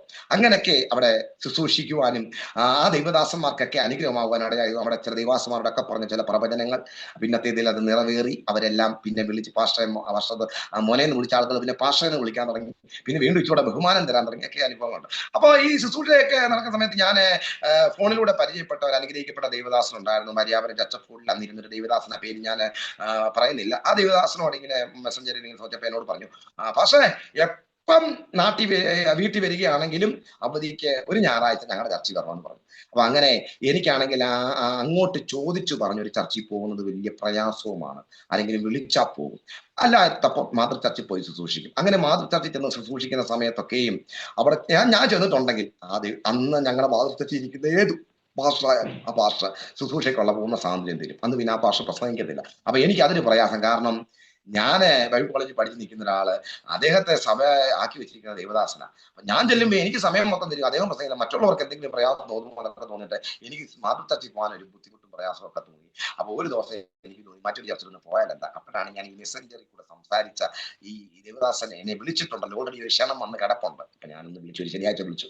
പക്ഷേ ഞാൻ അങ്ങോട്ടൊന്ന് വരട്ടെ, അല്ലെങ്കിൽ ഗസ്റ്റുണ്ടോ? ഗസ്റ്റ് ആരുമില്ല മോനെ, വന്നോളാം പറഞ്ഞു. അങ്ങനെ ഞാൻ വാര്യാപുരം ചർച്ചക്കൂട്, ഫേമസ് ചർച്ചാണ്, ആത്മലോകത്തിന് വളരെ സുപരിചിതമായ ചർച്ചാണ്, വളരെ അനുഗ്രഹിക്കപ്പെട്ട അവിടെ വാര്യാപുരം ചർച്ചക്കൂട് ചർച്ചിലേക്ക് ഞാൻ ചെന്നു. ദേവദാസൻ അവിടെ ഉണ്ട്, സൺഡേ സ്കൂൾ പഠിപ്പിക്കുകയാണ്. മേളത്തെ നിലയിലോട്ട് കയറി ചെന്നു. സ്റ്റേജിൽ നിറച്ച് കസേര ഇട്ടിരിക്കുകയാണ്. എന്നിട്ട് ദേവദാസൻ പറഞ്ഞു ഏറ്റവും അറ്റത്ത് പോയി ഇരുന്നോളാൻ പറഞ്ഞു. കാരണം നമ്മുടെ ഈ സഭയിൽ നിന്ന് വിവിധ സ്ഥലങ്ങളിൽ പോയി ശുശ്രൂഷിച്ച അനുഗ്രഹീതരും ശ്രേഷ്ഠരുമായ അഭിഷക്തന്മാരുണ്ട്. ഈ ദൈവദാസന്മാരെല്ലാം ഇപ്പോൾ ഇവിടെ തങ്ങളുടെ ശുശ്രൂഷയ്ക്ക് ശേഷമായിട്ട് അവരുടെ മാതൃത്വച്ചാൽ ഇവിടെ വന്ന് ഇരിക്കുകയാണ്. ഇവർക്ക് ശുശ്രൂഷയ്ക്ക് സമയമൊക്കെ നമ്മൾ കൊടുക്കും എന്നൊക്കെ പറഞ്ഞു. പാട്ടുകളെ പാടി ആരാധന അങ്ങോട്ട് ആരംഭിച്ചു. ഈ കഥാദാസൻ നല്ല അനുഗ്രഹിക്കപ്പെട്ട രീതിയിൽ ശുശ്രൂഷകൾ അങ്ങോട്ട് ലീഡ് ചെയ്തു. കാര്യങ്ങളൊക്കെ അങ്ങോട്ട് ചെയ്തുകൊണ്ടിരുന്നു. ഇതെല്ലാം ചെയ്തുകൊണ്ടിരുന്നു കഴിഞ്ഞ സമയത്ത് പെട്ടെന്ന് കർത്താദാസൻ പറഞ്ഞു, തുടർന്ന് ദൈവവചന ശുശ്രൂഷയ്ക്കുള്ള സമയമാണ്. ആദ്യമായി ബൈബിൾ കോളേജിൽ നിന്ന് ദൈവവചനം പഠിച്ചിറങ്ങി വന്ന ഈ പ്രിയ മോനെ അല്പസമയം തന്റെ സാക്ഷ്യവും ദൈവവചനവും നമ്മളോട് അറിയിക്കും. അതിനുശേഷമായിട്ട് അവിടെ പാസ്റ്റർ സോയാൻസോ ഒരു ദൈവാസന്മാരുടെ വലിയ നീണ്ട ലിസ്റ്റ് പറയുകയും പെട്ടെന്ന് ഒരു അന്യഭാഷ കേൾക്കുകയാണ്. അത് സ്റ്റേജിൽ നിന്നാ കേൾക്കുന്നത്. അപ്പൊ എല്ലാവരും അന്യഭാഷ കേട്ട സ്ഥലത്തോട് നോക്കിയപ്പോൾ ഇതിന്റെ ഏറ്റവും സെന്ററിലിരുന്ന കൂട്ടത്തിലുള്ള പല സീനിയറായിട്ടുള്ള പ്രായമായ ദൈവാസന്മാരാണ്. അതിൽ ഏറ്റവും പ്രായമുള്ള ഒരു പാസ്റ്റർ, അദ്ദേഹമാണ് അന്യഭാഷ പറയുന്നത്. അന്യഭാഷ പറഞ്ഞിട്ട് അദ്ദേഹം, ഇന്ന് രാവിലെ ഞാൻ പ്രാർത്ഥിച്ചപ്പോൾ എന്റെ പ്രാർത്ഥനാമുറിയിൽ ദൈവം എന്നോട് പറഞ്ഞു, ഞാൻ എന്റെ പ്രവാചകനെ നിങ്ങളുടെ നടുവിൽ അയക്കും, അവന്റെ മക്കൾ നിന്റെ സഭയ്ക്കും നിങ്ങൾക്കെല്ലാവർക്കും ഉള്ള അരുളപ്പാടുകൾ ഞാൻ കൊടുത്തു വിടുന്നുണ്ട് എന്ന് പറഞ്ഞു. അതിന് ദൈവത്തോട് ഞാൻ പ്രാർത്ഥിച്ച് ദൈവം എനിക്ക് അതൊരു ചെറിയ മെസ്സേജുമായിട്ടാണ് ഞാൻ അവിടെ ചെന്നത്. അത് ഇത്രയും വലിയൊരു മെസ്സേജ് ആണെന്നോ ദൈവത്തിന്റെ വലിയ പദ്ധതിയാണെന്നോ അന്ന് എനിക്ക് അറിയത്തില്ല. എനിക്ക് ആ സഭയിൽ ചെല്ലുമ്പോൾ ദൈവദാസൻ സമയം തരുമ്പോൾ ഇതവിടെ പറയണമെന്ന് പറയാൻ ഒരു കൊച്ചു സന്ദേശം എൻ്റെ ഉള്ളിലുണ്ട്. എന്നാൽ ദൈവം അതിനെ, എന്നെ കേൾക്കുന്ന അഭിഷക്തന്മാരെ, നിങ്ങളുടെ ഉള്ളിലുള്ള ഒരു ചെറിയ മെസ്സേജ് ആണെങ്കിലും അതൊരു ചെറിയ ദൂതാണ് നിങ്ങൾക്ക് തോന്നിയാലും അതിനെ കൊണ്ട് ദൈവത്തിന് വലിയ ഉദ്ദേശമുണ്ട്. ഹല്ലേലൂയ, സ്തോത്രം. 5 അപ്പം കൊണ്ട് 5000 പേരെ പോഷിപ്പിക്കപ്പെട്ടു. ഒരു ചെറിയ വടി കൊണ്ട് ചെങ്കടൽ രണ്ടാക്കപ്പെട്ടു. ഒരു ചെറിയ ബാലികയാണ് അല്ലിയ നയമാനെ സൗഖ്യം വരുത്തി കൊടുത്തത്. അല്ലിയ ചെറിയ ഒരു മുടിങ്കോല് കൊണ്ട് 600 പേരെ ശങ്കർ തോൽപ്പിക്കുക. ചെറിയ അനുഭവങ്ങളെ വലുതാക്കാൻ ദൈവം വിശ്വസ്തനാണ്. അതുകൊണ്ട് അല്ലിയ, സ്തോത്രം. നിങ്ങളെ ശുശ്രൂഷകളെ, നിങ്ങളുടെ പ്രാർത്ഥനകളെ ഒന്നും നിങ്ങൾ വില കുറച്ച് കാണല്ല. അതിനകത്തെല്ലാം ഒരു സ്തോത്രത്തിന് പോലും അതിൻ്റെതായ പവർ ഉണ്ടെന്ന് ഞാൻ ഓർപ്പിക്കട്ടെ. പ്രിയമുള്ളവരെ, ഞാൻ ഇത് കേട്ടു, ഞാൻ അതിശയിച്ച് നിൽക്കും. എന്താ ഈ പാസ്റ്റർ പറയാം. അതുകൊണ്ട് ഇന്ന് ഞങ്ങൾ ആരും ഇവിടെ ശുശ്രൂഷിക്കുന്നില്ല. തുടർന്ന് അപ്പൊ 12 മണി ആയതേ ഉള്ളൂ. 1 മണി വരെയുള്ള സമയം, ഞായറാഴ്ച സമയം കിട്ടുമെന്ന് എനിക്കറിയത്തില്ല. 1 മണി വരെയുള്ള സമയം ഈ ദൈവദാസൻ ശുശ്രൂഷിക്കുമെന്ന് പറഞ്ഞാൽ ഞാൻ ഇരുന്ന ആ മൂലയ്ക്ക് കൈനീട്ടി. ഒരുപക്ഷെ ആ സമയത്തായിരിക്കാം ആ ജനങ്ങൾ, അത്രയും നിറഞ്ഞു നിന്ന ജനങ്ങൾ എന്നെ കണ്ടത് തന്നെ. സ്തോത്രം. ഞാൻ മുൻപോട്ട് വന്നു. എന്താ പറയേണ്ടതെന്ന് എനിക്കറിയത്തില്ല. അന്നും ഇന്നും ഇൻട്രഡക്ഷനകത്ത് എനിക്കൊരു പ്രയാസമുണ്ട്. എന്താ പറയേണ്ടത്? ദൈവം ഉപയോഗിച്ചു തുടങ്ങി അങ്ങ് ഉപയോഗിക്കും. ആ ഇൻട്രഡക്ഷൻ ഞാൻ പറഞ്ഞ് ഈ ശുശ്രൂഷയിലേക്ക് കയറി കർത്താവ് ശക്തിയോടെ ഉപയോഗിക്കുവാനിടയായി തീർന്നു. ഹാലിലൂയ. ഒരു പാത്രമായിട്ട് നിന്നു. ദൈവം അതിനെ ഉപയോഗിച്ചു. അനേകർക്ക് ആശ്വാസമായി. സഭയോടുള്ള ദൂതുകളും എല്ലാം വെളിപ്പെട്ടു വന്നു. ഞാൻ തന്നെ അതിശയിച്ചു, എന്താ ഇപ്പൊ ഞാൻ ഈ പറയുന്നത്? എന്താ ഞാൻ ഈ പറയുന്നത്? ആൾക്കാർ ആരാധിക്കാൻ തുടങ്ങി. സ്റ്റേജിൽ അഭിഷക്തന്മാർ ആരാധിക്കാൻ തുടങ്ങി. ഭയങ്കര അന്തരീക്ഷോടെ ഉണ്ടായി. അതിനുശേഷമായിട്ട് ഞാൻ മടങ്ങിപ്പോയി. ഞാനൊരു കാര്യം പറയാം. ദൈവം നിങ്ങളെ കുറിച്ച് ഒരു പദ്ധതി ഇട്ടിട്ടുണ്ടെങ്കിൽ, നിന്നെയാണ് ആ ശുശ്രൂഷയ്ക്ക് കണ്ടതെങ്കിൽ അഭിഷക്ത, ദൈവം ഇതിനെ നിന്നെ കൊണ്ടാണ് ആ പദ്ധതി ദൈവം ഇട്ടിരിക്കുന്നതെങ്കിൽ അത് നിങ്ങളെ കൊണ്ട് മാത്രമേ ദൈവം ചെയ്യിക്കത്തുള്ളൂ എന്ന് ഞാൻ പറയട്ടെ. അതിനുശേഷമായിട്ടുണ്ടായ ഇൻസിഡന്റ് എന്ന് പറയുന്നത്, ഒരു ദിവസം ഇതുപോലെ തന്നെ ശുശ്രൂഷയ്ക്ക് ഞാൻ കടന്നുപോയി. കോന്നിയിലേക്ക് പോകുവാൻ ദൈവം യോഗം തന്നു. ദൈവം തരുന്ന യോഗം എന്ന് വെച്ചാൽ നമ്മൾ ചലിക്കുകയാണ്. കോന്നിയിലേക്ക് പോകുവാൻ പറഞ്ഞു. നേരെ കോന്നിയിലേക്ക് ചെല്ലുന്നു. അവിടെ കോന്നിയിൽ ചർച്ച് ഓഫ് ഗോഡ് ഉണ്ട്, GPM ഉണ്ട്, അസംബ്ലീസ് ഓഫ് ഗോഡ്. ഇതെല്ലാം അടുത്തടുപ്പിച്ച GPM മാത്രമേ വിളിച്ചിട്ട് അങ്ങോട്ട് മാറി. ബാക്കി എല്ലാം അടുത്തടുത്ത കോന്നിയിലെ ചർച്ചുകൾ.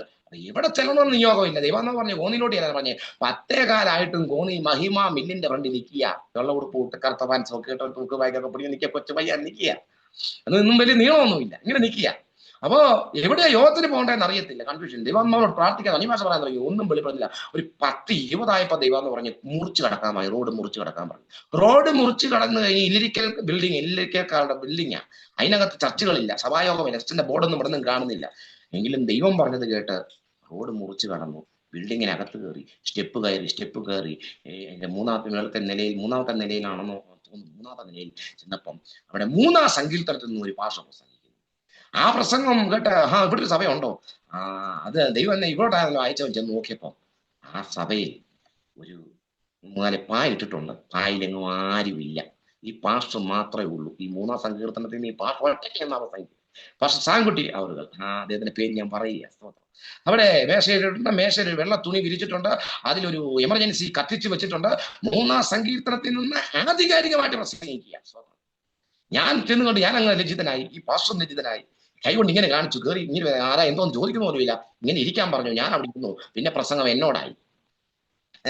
പ്രസംഗം അങ്ങോട്ട് പ്രസംഗിച്ച് കഴിഞ്ഞിട്ട് പാസ്റ്റർ പറഞ്ഞു നമുക്ക് സ്വോത്ര കാഴ്ച എടുക്കാം. പെട്ടെന്ന് സ്വോത്ര കാഴ്ച എടുക്കാൻ അങ്ങോട്ട് പാട്ട് പാടി ഞാനും ചേർന്ന് പാടി. സ്വോത്ര കാഴ്ച പത്രം എൻ്റെ അടുത്തുകൊണ്ട് ഞാനും ഒരു സ്വോത്ര കാഴ്ച ഇട്ടു. പാസ്റ്റർ വിട്ടു. പ്രാർത്ഥിച്ചു പറഞ്ഞു. തുടർന്ന് നമ്മുടെ നാട്ടിൽ കർത്താവിന്റെ ദാസൻ വന്നിട്ടുണ്ട്.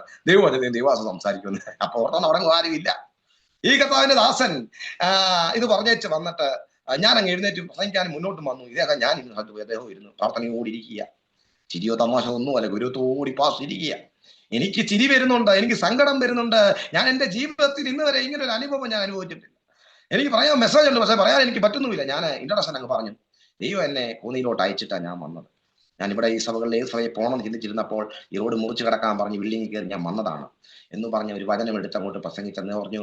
മോശയും ജനവും കൂടിയത് ഇസ്രായേലിന്റെ സഭായോഗം, മോശയും ദൈവം കൂടിയത് ഇസ്രായേലിന്റെ മഹായോഗം. അങ്ങനെയാണേ ഇന്നിവിടെ ഒത്തിരി പേരൊന്നും ഇല്ലെങ്കിലും ഇതൊരു മഹായോഗമാണെന്ന് പറഞ്ഞ് അങ്ങോട്ട് 1000 പേരുടെ മുമ്പിൽ നിന്ന് പ്രസംഗിക്കുന്ന പോലെ, മടവെട്ടി വെള്ളം ഒഴുക്കി വിടുന്ന പോലെ സ്തോത്രം ദൈവവചനം പ്രസംഗിക്കാൻ തുടങ്ങി. പരിശുദ്ധാത്മ എന്നെ സഹായിച്ചു.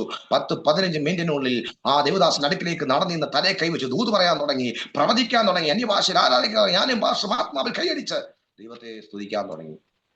എനിക്കൊക്കെ ആവശ്യത്തന്മാരെ ആ വലിയ ദൈവപ്രവൃത്തി വെളിപ്പെട്ട ആ ദേവദാസൻ മീറ്റിംഗ് കഴിഞ്ഞ് എന്നെ കെട്ടിപ്പിടിച്ചിട്ട് പറഞ്ഞു. കൈ മുഖത്ത് വെച്ച് കരയുന്നത് ഞാൻ കണ്ടു. എന്നെ കെട്ടിപ്പിടിച്ചിട്ട് പറഞ്ഞു, ദൈവമാണ് എൻ്റെ അടുത്ത് അയച്ചത്. ചില ആളുകൾക്ക് മുമ്പ് ഞാൻ പ്രാർത്ഥിച്ചുകൊണ്ടപ്പോൾ ദൈവം പറഞ്ഞു, നീ ഭാരപ്പെടണ്ട, എന്റെ പ്രവാചകനെ ഞാൻ നിന്റെ അടുക്കലേക്ക്. അപ്പൊ പലരോടും പറയുക, എന്റെ ശുശ്രൂഷയിൽ ഇങ്ങനെ പല അനുഭവങ്ങൾ ഉണ്ടായിരുന്നു. നേരത്തെ ഒരു ഇൻസിഡന്റ് പറഞ്ഞ നിങ്ങൾ കേട്ടല്ലോ. ഇതുപോലെ പലരോടും പറയാം, മുൻകൂട്ടി പറയും, ഇന്ന ആൾ അവിടെ വരും, ഇന്ന ആള് പറയും, ഇന്ന ആള് നിങ്ങൾക്ക് വേണ്ടി പ്രാർത്ഥിക്കും എന്നുള്ളതാ ഉള്ള അനുഭവം. സ്തോത്രം, സ്തോത്രം. ആ ദൈവദാസനോടുള്ള സ്നേഹബന്ധം പിന്നീട് ഒരുപാട് ശുശ്രൂഷകൾക്ക് വഴിയായി അനേക വീടുകളിൽ അനേക സ്ഥലങ്ങളിലൊക്കെ കടന്നു പോകുവാനും അദ്ദേഹത്തോട് പറഞ്ഞ ചില പ്രവചനങ്ങളൊക്കെ അദ്ദേഹത്തിന്റെ മോളെ വിവാഹവും ബന്ധപ്പെട്ട ചില കാര്യങ്ങൾ വീടുകളിൽ അത്ഭുതങ്ങളൊക്കെ നടക്കുവാൻ ഇടയായി തീർന്നു. പിന്നത്തെ ചില നാളുകൾക്ക് ശേഷം ഈ കഴിഞ്ഞ ഇടയ്ക്ക് വഴി വെച്ച് അദ്ദേഹത്തെ കാണുവാനും ഒരുമിച്ച് നിന്ന് സെൽഫി എടുക്കുവാനും ഒക്കെ സ്നേഹത്തോട് സംസാരിക്കാനൊക്കെ ഇടയായി തീർന്നു. അങ്ങനെയുള്ള ചില അത്ഭുതങ്ങൾ അടയാളങ്ങളൊക്കെ ചെയ്ത ഇങ്ങനെ മുൻപോട്ട് പോകുമ്പോഴും പപ്പ വീണ്ടും ക്രൂരമായിട്ടൊക്കെ വീട്ടിൽ ഇടപെടാൻ തുടങ്ങി. ഞാൻ വീട്ടിലുണ്ടെങ്കിൽ വീട്ടിൽ സാധനമൊന്നും വാങ്ങിക്കത്തില്ല. പറയും 10, 29, 30 വയസ്സുള്ള ഒരു മോനില്ലേ, വഴിപാടൊക്കെ പഠിച്ചിട്ട് നിൽക്കുമല്ലയോ, അവനങ്ങോട്ട് ചെയ്തിട്ട് വീട്ടിലെ കാര്യങ്ങൾ എന്ന് പറയുന്ന ഒരു അനുഭവം. ഒരു ദിവസം എന്നെ വെച്ചിട്ട് വെള്ള ഡ്രസ് എല്ലാം കൂടെ ഇവിടെ കിടക്കുന്ന കണ്ടിട്ട് അമ്മച്ചിക്ക് സങ്കടം തോന്നിയിട്ട് പപ്പ വാങ്ങിച്ചു വെച്ച വാർഷോപ്പ് എടുത്തിട്ട് ഈ ഷർട്ട് കഴുകി ഇട്ടു. പപ്പ ഇത് കണ്ടോണ്ട് വന്നപ്പോഴത്തേന് പപ്പയ്ക്ക് വലിയ പ്രയാസമായി പോയി. ഇവന്റെ ഷർട്ട് കഴുകാനാ എന്റെ സോപ്പ് എടുക്കാൻ ആരാ പറഞ്ഞേ എന്ന് ചോദിച്ചു. അമ്മച്ചി ഭയങ്കര വിഷമമായി. അമ്മച്ചി അങ്ങോട്ട് സങ്കടപ്പെടാനും മുറിക്കകത്തോട്ട് കയറിയിരുന്ന് കരയാനും തുടങ്ങി. മമ്മിയും പോയി ആ കടലിലോട്ട് പോയിരുന്നു. എന്റെ പെങ്ങൾ വെച്ചും പോയി അങ്ങോട്ട് സങ്കടപ്പെടാൻ തുടങ്ങി. ഈ സമയത്ത് ഞാൻ അവിടെ ഇല്ല. ഞങ്ങളുടെ സഭയിലെ പാസ്റ്റർ ജോസി പി മാത്യു അവരുകൾ അദ്ദേഹം എന്നെ അങ്ങോട്ട് വിളിച്ചു. ഞാൻ അവിടെ ചെന്ന് കഴിഞ്ഞപ്പം ആ പാസ്റ്ററും റീന ആന്റിയും പാസ്റ്ററും കൂടെ ചേർന്ന് ഒരു കാർട്ടൂൺ ബോക്സ് എടുത്ത് എൻ്റെ തന്നിട്ട് പറഞ്ഞു, മോനെ ഇത് ഇന്നാള് നമ്മുടെ റിലേഷനിൽപ്പെട്ട ഒരാൾ ഇന്നാള് തന്നിട്ട് പോയതാണ്, ഇത് മോന് തരാനാണ് എനിക്ക് ഞങ്ങളെ ഏൽപ്പിച്ചത് എന്ന് പറഞ്ഞിട്ട് ഞാൻ അത് വാങ്ങിച്ച് സന്തോഷത്തോടെ വന്നപ്പോൾ വീട്ടിൽ ശ്മശാന മൂകത. എല്ലാവരും മൗനമായിട്ടിരിക്കുന്നു. ഞാൻ ചോദിച്ചാൽ അമ്മച്ചി എന്താ പറ്റി? എന്താ പറയാനാടാ, ഇത്രയും കാലമായിട്ടും ഇത്രയും അത്ഭുതങ്ങളും വീര്യപ്രവർത്തികളും നിന്നിലൂടെ നടന്നിട്ടും നിന്റെ അപ്പൻ എന്താടാ ഇതങ്ങോട്ട് മനസ്സിലാകാത്തത്? എന്താ നിന്റെ തുണി ഞാൻ കഴുകിയിട്ടേൻ, അവനെ വായിപ്പടുത്ത് പറയാൻ ഈ ഒന്നുമില്ല, എല്ലാം പറഞ്ഞിട്ടിരിക്കുക. എനിക്ക് ഭയങ്കര വിഷമാണ്. ഞാൻ നിന്റെ അമ്മച്ചി ഇല്ലയോ, നിന്റെ അമ്മയ്ക്കും വിഷമായിരിക്കും. ഞാൻ കഴിക്കാം പപ്പ, നമുക്കറിയത്തില്ലയോ പപ്പ, ഇതൊക്കെ എല്ലാം പപ്പയുടെ അടവാ, അതെല്ലാം കൂടെ നിൽക്കട്ടെന്ന് പറഞ്ഞോണ്ട് അതൊക്കെ പോട്ടെ, എനിക്ക് കിട്ടിയത് കാണാമെന്ന് പറഞ്ഞോണ്ട് ഈ കാർട്ടൂൺ ബോക്സ് പൊട്ടിച്ച് അങ്ങോട്ട് ഇടുമ്പോൾ അതിനകത്ത് സോപ്പുകൾ, കോൾഗേറ്റ്, ഇത് ടൂത്ത് പേസ്റ്റ്, എല്ലാം എന്താ ഷാമ്പു, വലിയ ഷാമ്പു, വലിയ എണ്ണ, ഇതെല്ലാം അതിനകത്തിരിക്കുക. അമ്മച്ചി ആ കടലോടെ ഇട്ടെ, കടല ഇട്ടപ്പോ കടല അമ്മച്ചി എഴുന്നേറ്റ അന്യഭാഷ പറഞ്ഞുകൊണ്ട് ഈ ബെഡ്ഷീറ്റോട് ഇത് ചുരുട്ടി എടുത്ത് നേരെ കൊണ്ടുവന്ന് പപ്പയുടെ മുറിയിലെ പപ്പയുടെ കട്ടിലോട്ട് അങ്ങോട്ട് ഇട്ടേച്ച് പറഞ്ഞു, വിളിച്ചിട്ട് പറഞ്ഞടാ, നിന്റെ ഒരു സോപ്പ് എടുത്ത് എന്റെ കുഞ്ഞിന്റെ 2-3 വെള്ള ഷർട്ട് കഴുകിയിട്ടേന്, നീ എന്തൊക്കെ പറഞ്ഞു? എന്റെ കുഞ്ഞിന്റെ ദൈവം ജീവനുള്ള ദൈവോടാ, കാണടാ, ദൈവം അവന് കൊടുത്തേ. അങ്ങനെ ഓരോ അത്ഭുതങ്ങൾ. ചില ദിവസങ്ങൾ വീട്ടിലെ ചോറ് മാത്രം കാണും, കൂട്ടാനൊന്നും കാണില്ല. കാരണം പപ്പായ്ക്ക് പൈസ ഉണ്ട്, പക്ഷെ ഇപ്പൊ ഞാൻ വീട്ടിലുണ്ടെങ്കിൽ ചെയ്യത്തില്ല, എവിടെങ്കിലും ഞാൻ പോട്ടെ എന്നുള്ള ചിന്തയല്ല. അപ്പം അമ്മച്ചി കിഡ്നി പേഷ്യന്റാ. അമ്മച്ചിക്കാണെങ്കിൽ എന്ത് ചെയ്യണം? നല്ല ആഹാരമൊക്കെ കഴിക്കണം, വലിയ കട്ടിയേറിയ ഗുളിയായ കഴിക്കുന്നത്. അപ്പൊ കൂട്ടാനൊന്നുമില്ല. ഞങ്ങള് മുളക് ഉടച്ചും അതൊക്കെ ഭയങ്കര ഇഷ്ടമാണ്. മുളക് ഉടച്ച് കഴിക്കുന്നത്, ചൂട് ചോറിനകത്ത് നെയ്യ് ഒഴിച്ച് കഴിക്കുന്നതൊക്കെ ഇഷ്ടം. അതുകൊണ്ട് ഇറച്ചി മീനും കാട്ടി സന്തോഷം അതൊക്കെ. അങ്ങനെയൊക്കെ കഴിച്ച് ഒരുമിച്ചിരുന്ന് പാട്ട് പാടി പ്രാർത്ഥിക്കുകയും കഴിക്കുകയൊക്കെ ചെയ്ത അനുഭവങ്ങൾ. ഒരു ദിവസം രാവിലെ അമ്മച്ചി പറയാം, മോനെ ഇതുവരെ നമ്മൾ ഇങ്ങനെയൊക്കെ കഴിച്ചു, കാര്യം ശരിയാ, പക്ഷെ ഇന്ന് വേണ്ട അരിയുമില്ല, എന്തോ ചെയ്യും? അപ്പൊ ഞാൻ പറഞ്ഞു, എന്തോ ചെയ്യാനാ അമ്മച്ചി, അത് മോന്റെ വല്ലതും ഉണ്ടോ? ഞാൻ പറഞ്ഞു, എൻ്റെ ഒന്നുമില്ല അമ്മച്ചി. മീറ്റിംഗ് ഇല്ലാത്ത സമയം ഒത്തിരി മീറ്റിങ്ങുകളില്ല. തന്നെയുമല്ല നമ്മൾ വലിയ പരിചിതനുമല്ല, ഇങ്ങനെ ഒന്ന് വിളിച്ച് ശുശ്രൂഷിപ്പിച്ചിട്ടുള്ളവർക്ക് അറിയാം, അല്ലാതെ പിന്നെ വലിയ അങ്ങ് അറിയപ്പെട്ടവനും അല്ല. തന്നെയുമല്ല ഇത്രയും ശുശ്രൂഷയിൽ പരിചയമൊക്കെ നോക്കിയാണല്ലോ കൂടുതലും ആളുകൾ പലരും വിളിക്കുന്നതും എടുക്കുന്നതും ഒക്കെ. അപ്പം കോളേജ് പഠിച്ചൊരു കൊച്ചു പയ്യനുള്ള നിലവാരത്തിൽ അത്ര വലിയ മീറ്റിംഗും കിട്ടുന്നുമില്ല. അപ്പൊ അങ്ങനെ നിൽക്കുന്ന ചില അനുഭവങ്ങളിൽ അരിയും തീർന്നു. പെട്ടെന്ന് അമ്മച്ചി എന്നോട് പറഞ്ഞു, മോനൊരു കാര്യം ചെയ്യ്, വേഗം ഒരുങ്ങി റെഡിയാക്, മോന്റെ ATM മോഡ് എടുത്തോ, കോന്നി പോയിട്ട് അവിടെ ചെന്ന് ATM ഇട്ട് നോക്കാം, അന്നേരം പൈസ വരും. കാരണം ഒത്തിരി പാസ്റ്റർമാര് പ്രസംഗിച്ചും പറഞ്ഞു ഞാൻ കേട്ടിട്ടുണ്ട്, ദൈവം തന്റെ ഭക്തന്മാർക്ക് വേണ്ടി കാക്കച്ചുണ്ടിലും എലിയുടെ വായിലും ഒക്കെ നന്മ വെച്ച് കൊടുത്തു വിട്ടത് ഞാൻ കേട്ടിട്ടുണ്ടെന്നൊക്കെ. നിഷ്കളങ്കമായുള്ള എൻ്റെ അമ്മച്ചിയുടെ ആ വാക്കും വിശ്വാസത്തിന്റെ പ്രഖ്യാപനം കേട്ട് എന്റെ കണ്ണ് നിറഞ്ഞു. ഞാൻ പറഞ്ഞു, അമ്മച്ചി അതെല്ലാം ശരിയാ, വലിയ പ്രസംഗമൊക്കെ പ്രസംഗിക്കുന്ന ആളാ ഞാൻ പറഞ്ഞു. എന്നിട്ട് അമ്മച്ചിയുടെ അത്രയും വിശ്വാസം ഒന്നും എനിക്ക് ആയിട്ടില്ല. ഞാൻ അമ്മച്ചിയോട് പറഞ്ഞു, അമ്മച്ചി ഒന്നും ഇല്ല, അല്ലെങ്കിൽ എന്തെങ്കിലും ഉണ്ടെങ്കിൽ അല്ലേ പോയി നോക്കാനൊക്കത്തുള്ളൂ. ഇല്ല അമ്മച്ചി, ഞാൻ ചെക്ക് ചെയ്തതല്ലേ, ഇല്ല. ഞാൻ അമ്മച്ചി പറഞ്ഞു, നീ വിഷമിക്കണ്ടാടാ, നീ പോയി നോക്കെന്ന് പറഞ്ഞിട്ട്. ഞാൻ പറഞ്ഞു, ഓക്കെ, പോയി നോക്കാന്ന് വെച്ചാ അങ്ങോട്ട് കോന്നി വരെ പോകാനുള്ള വണ്ടിക്കൂലി വേണ്ടായോ? എന്റെ അമ്മച്ചി ലോകത്തില്ല, നിത്യതയിലാണ്. അമ്മച്ചി അടുക്കളയെന്ന് നേരെ മുറിയിലേക്ക് പോയിട്ട് ചുരുണ്ട ഒരു 4-10 രൂപ നോട്ട് എടുത്തുകൊണ്ട് വന്നിട്ട് എന്റെ കൈ, അങ്ങോട്ട് 20 രൂപ, ഇത് പോയി ഇങ്ങോട്ട് നീ വരുമ്പോ നിന്റെ കയ്യിൽ പൈസയും കാണും, നീ എല്ലാ സാധനവും വാങ്ങിച്ചോണ്ടേ വരാവും, സാധനങ്ങളുടെ ലിസ്റ്റൊക്കെ എഴുതാൻ തുടങ്ങി. അമ്മച്ചി എന്തുവായി പറയുന്നേ, ലിസ്റ്റ് എഴുതാൻ പോവാന്ന്, എവിടുന്ന് പൈസ കിട്ടാനാണ് അമ്മച്ചി എന്നല്ല ഞാൻ ചോദിച്ചു. അവൻ നീ ചെല്ലടാ, ധൈര്യമായിട്ട് ചെല്ലെന്ന് പറഞ്ഞ് അമ്മച്ചി തന്നു വിട്ട ആ 40 രൂപയും കൊണ്ട് 1 രൂപ പോലും അക്കൗണ്ട് ഇല്ലാത്ത അനുഭവത്തിൽ വിശ്വാസത്താൽ കോന്നിക്ക് പോയ ഒരു അനുഭവം എന്റെ ജീവിതത്തിലുണ്ട്. വിശ്വാസത്താൽ ചെന്നു. കോന്നി നാരായണപുരം മാർക്കറ്റിന്റെ അവിടുത്തെ ATMന്റെ അവിടെ നിൽക്കുക. ക്യൂ ആണ്. ക്യൂവിന്റെ പുറകിൽ ഞാൻ നിന്നു. പതുക്കെ എന്റെ ടേൺ ആയപ്പോൾ എനിക്ക് എന്റെ മനസ്സിൽ തോന്നി, ഒഴിഞ്ഞു പോന്നാലോ, ഇല്ലല്ലോ, ആരോ പറയുകയാണ്, അമ്മച്ചി തന്നെ വന്ന് പറയുന്ന പോലെ, എടാ കേറടാ കേറടാ എന്ന് പറയുന്ന പോലെ, ഇന്നൊന്ന് നോക്കിയിട്ടുള്ളു കാര്യം, ഇല്ലെങ്കിൽ 2 വീട്ടിൽ ചെന്ന് അമ്മച്ചി ഉണ്ട് വാത്താനം പറയണം എന്നൊക്കെ പറഞ്ഞിട്ട് ഞങ്ങൾ ഭയങ്കര കൂട്ടുകാരെ പോലെ കേട്ടോ. ഞാനിത് ചെന്നിട്ട് ഈ ATM കാർഡ് അങ്ങോട്ട് ഇട്ട് ഈ നമ്പർ അടിച്ച് നോക്കുമ്പോ 2110 രൂപ. ദൈവനാമ മഹത്വത്തിനായിട്ട് ഞാൻ പറയുക പ്രിയമുള്ളവരെ, ഇന്ന് ഈ നിമിഷം വരെ ഈ പൈസ ആരാണ് എന്റെ അക്കൗണ്ടിൽ ഇട്ടതെന്നോ ഒന്നും ഞാൻ ചോദിച്ചു. വളരെ ഞാൻ ഇങ്ങോട്ട് പോകുന്ന പുറകിനെ എനിക്ക് ഇട്ട് അയച്ചു തരാനുള്ള ജ്ഞാനമോ അറിവൊന്നും എന്റെ അമ്മച്ചിക്ക് ഇല്ലാതാണ്. പഴയ 5ാം ക്ലാസ്സിലായിരിക്കും. ഞാൻ ഇതിന്റെ സന്തോഷത്തിൽ പോയി. ദൈവം എനിക്ക് വേണ്ടി കരുതി. ഞാൻ അരി വാങ്ങിക്കുന്നു, ഇതെല്ലാം വാങ്ങിക്കുന്നു, പല വ്യഞ്ജനങ്ങൾ സാധനങ്ങൾ വാങ്ങിക്കുന്നു, 2 കിലോ കോഴി വാങ്ങിച്ചു, അടിപൊളിയായിട്ട് എല്ലാം വാങ്ങിച്ചു വീട്ടിലോട്ട് കൊണ്ടു ചെന്നിട്ട് അമ്മച്ചിയെ കെട്ടിപ്പിടിച്ച് ഉമ്മയൊക്കെ കൊടുത്തിട്ട്, അമ്മച്ചി ദൈവം പ്രവർത്തിച്ച് നമുക്ക് വേണ്ടി എന്നൊക്കെ അങ്ങോട്ട് പറഞ്ഞപ്പോൾ ഞാൻ വിചാരിച്ച അമ്മച്ചി ഭയങ്കര സന്തോഷപ്പെടും. അമ്മച്ചി ചെറിയൊരു ചിരി ഇരിച്ചുകൊണ്ട് എന്റെ മുമ്പിൽ നിന്ന് വിശ്വാസത്താൽ നടന്ന് അങ്ങോട്ട് ചെന്നിട്ട്, നീ എന്തോ ദൈവത്തെ കണ്ടടാ കൊച്ചനെ എന്ന് ചോദിച്ചത് ഇപ്പോഴും എനിക്ക് ഓർമ്മ വരുന്നു. പ്രിയ ദൈവദാസന്മാരെ, ദൈവം കരുതുമെന്നൊക്കെ ഇപ്പൊ ദൈവദാസന്മാർ പറയുമ്പോൾ അത് പ്രോസ്പിരിറ്റി ആണെന്നും അത് അങ്ങനെയാ ഇങ്ങനെയാണെന്നൊക്കെ പറഞ്ഞ് അതിനെ തള്ളിക്കളയാൻ എളുപ്പമാ. മിറക്കിൾ മണി എന്നൊക്കെ പറയുമ്പോൾ അതിനെതിരെയൊക്കെ ലൈവ് പറയുന്നതും കമന്റ് എഴുതുന്നതും ഒക്കെ ഒത്തിരി കണ്ടിട്ടുണ്ട്. പക്ഷെ ജോയ് പാസ്റ്റർ ചെയ്യാറില്ല. കാരണം അനുഭവിച്ചതാണ്, അനുഭവത്തിൽ നിന്നാണ്. ഹല്ലേലൂയ. നിന്റെ ഒരു ആവശ്യത്തിന് ദൈവദൂതന്മാർ നിനക്ക് വേണ്ടി ഇറങ്ങി പ്രവർത്തിക്കുമെന്നും ദൈവം ഇറങ്ങി പ്രവർത്തിക്കുമെന്ന് പറയുമ്പോൾ അതിന് ആമേൻ പറയാൻ മടിക്കല്ലേ കേട്ടോ. നീ ആമേൻ പറഞ്ഞത് സ്വീകരിച്ചാൽ അത് അതുപോലെ സംഭവിക്കും. അവൻ നിങ്ങൾക്കായി കരുതുന്നതാകയാൽ നിങ്ങളുടെ സകല ചിന്താകുലങ്ങളും അവന്റെ മേലിടുവീൻ.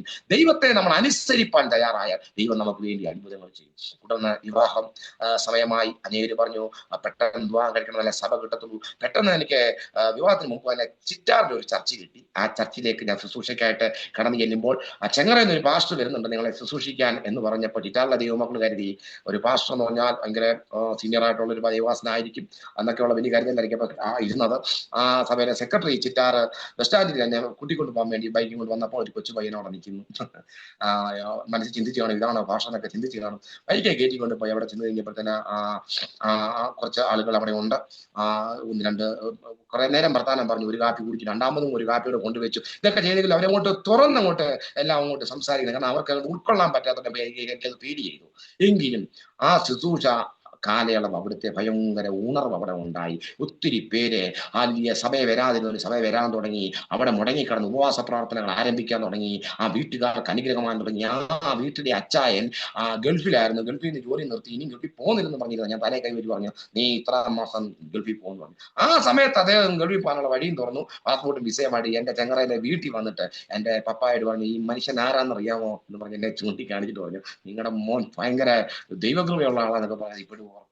ദൈവത്തിന്റെ വിശുദ്ധ അദ്ദേഹം ഇന്നും വിദേശ രാജ്യത്തുണ്ട്. അങ്ങനെ സ്റ്റാറിലെ ശുശ്രൂഷ ഒരു ഇടക്കാലങ്ങളിലേ ചെയ്തുള്ളൂ. അത് കഴിഞ്ഞപ്പോൾ ഈ വിശ്വാസികൾ ഞാൻ അറിയാതെ സെന്ററിൽ ചെന്ന് പറഞ്ഞു, ഞങ്ങൾക്ക് ജോബി പാസ്റ്ററെ തന്നെ വേണമെന്ന്. അപ്പൊ സെന്ററിലെ ചില ആൾക്കാർ കരുതി ഞാൻ ആവശ്യപ്പെട്ടിട്ടാണ് ഈ വിശ്വാസികൾ എന്നെ അവിടെ പാസ്റ്ററായിട്ട് വെക്കാൻ ആഗ്രഹിച്ചതെന്നൊക്കെ. പിന്നെ അവരറിഞ്ഞു അതൊന്നുമല്ല, ആ ശുശ്രൂഷ അവർക്ക് ഇഷ്ടപ്പെട്ടത് കൊണ്ടാണെന്ന് അറിയുവാൻ ഇടയായി തീർന്നു. അങ്ങനെ വിവാഹ കാര്യങ്ങളൊക്കെ വരുന്ന സമയത്ത് മുൻപിൽ നിൽക്കാനോ ഒന്ന് വിളിച്ച് തിരക്കാനോ പെണ്ണന്വേഷിക്കാനോ എൻ്റെ പപ്പ സമയമെടുത്തില്ല. എൻ്റെ വീട്ടിൽ ആർക്കും അതിന് സമയമെടുത്തില്ല. ആ പപ്പായ സമയമെടുത്തില്ല. ഞാൻ തന്നെ ഓരോ മാട്രിമോണിയൽ നമ്പർ എടുത്ത് വിളിക്കും, ഓരോ ആൾക്കാരെ വിളിക്കും, സംസാരിക്കും. അന്നേരം ചില ആൾക്കാരെ പെണ്ണുവീട്ടുകാരൊക്കെ ഇങ്ങോട്ട് ചോദിക്കുന്ന ചോദ്യമുണ്ട്, അവനെ അപ്പനും അമ്മയൊന്നും ഇല്ലേ, എൻ്റെ പപ്പ എന്ത് ചെയ്യും, മമ്മി എന്ത് ചെയ്യും ചോദിച്ചു. തന്നെ അങ്ങ് വിളിക്കുകയാണോ എന്നൊക്കെ ചോദിച്ച് ചിരിച്ചവരുണ്ട്. ഫോണിക്കൂടെ തന്നെ താനെ അങ്ങ് വിളിക്കുകയാണോ എന്ന് ചോദിച്ച് ചിരിച്ചവരുണ്ട്. അപ്പോഴല്ലേ ഞാൻ പറയാം, അപ്പം മോളെടുക്കോ എന്നൊക്കെ ഞാനാ വിളിക്കുന്നത്, ചോദിക്കുന്നത്, എല്ലാം ചോദിക്കുന്നത്. ഞാൻ ചില കോളൊക്കെ വരുമ്പോൾ അപ്പനെ കൊടുക്കാൻ പറയുമ്പോൾ പപ്പടെ കൊണ്ടുപൊക്കോ എന്ന് പറഞ്ഞിട്ട് ശാസിച്ചു വിടുന്ന അനുഭവങ്ങൾ. ആ ഫോണും കൊണ്ട് ലജ്ജിതരായി തിരിച്ചു വന്ന അനുഭവം. അപ്പൊ ഒരു ദിവസം ഇങ്ങനെ ഒരുപാട് ആലോചന വന്ന് മുടങ്ങി. ചിലർ വീട്ടിൽ വന്ന് സംസാരിച്ചു.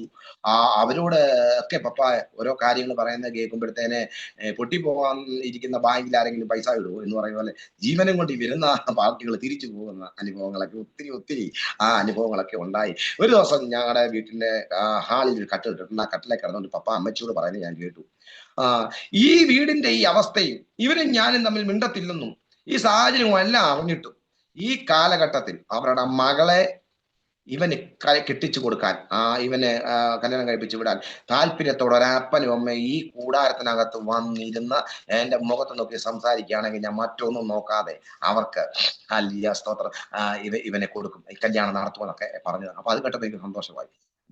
സന്തോഷിച്ച് ചിരിച്ച് ഞാൻ ഈ സിറ്റൗട്ടിലോട്ട് ഇറങ്ങിയപ്പോഴത്തെ അതേ പപ്പ തന്നെ അമ്മച്ചോട് പതുക്കെ പറയുന്നത് ഞാൻ കേട്ടു. അറിയോ, അങ്ങനെ ആരും വരാൻ പോകുന്നില്ലെന്ന്. ഈ കാലഘട്ടത്തിൽ അങ്ങനെ ആര് വരാനാ? സ്വത്രം സ്വത്രം. എല്ലാവരും പഠിച്ചു നിൽക്കും, നേഴ്സുമാര്, ജർമ്മനിയിലും ഓസ്ട്രേലിയയിലും ഒക്കെ പോകാനിരിക്കുന്നവരെ. ചിലരൊക്കെ പാസ്സാന്ന് പറയുമ്പോഴേ അയ്യോ എന്ന് വെച്ച് ഫോൺ കട്ടാക്കിയിട്ടുണ്ട്. സത്യം, ഇത് കള്ളത്തരം പറയുന്നതല്ല, സത്യമായിട്ടും. പാസ് എന്തോ പ്രൊഫഷൻ സോറി എന്ന് പറഞ്ഞ് വെച്ചവർ വരെ ഉണ്ട്.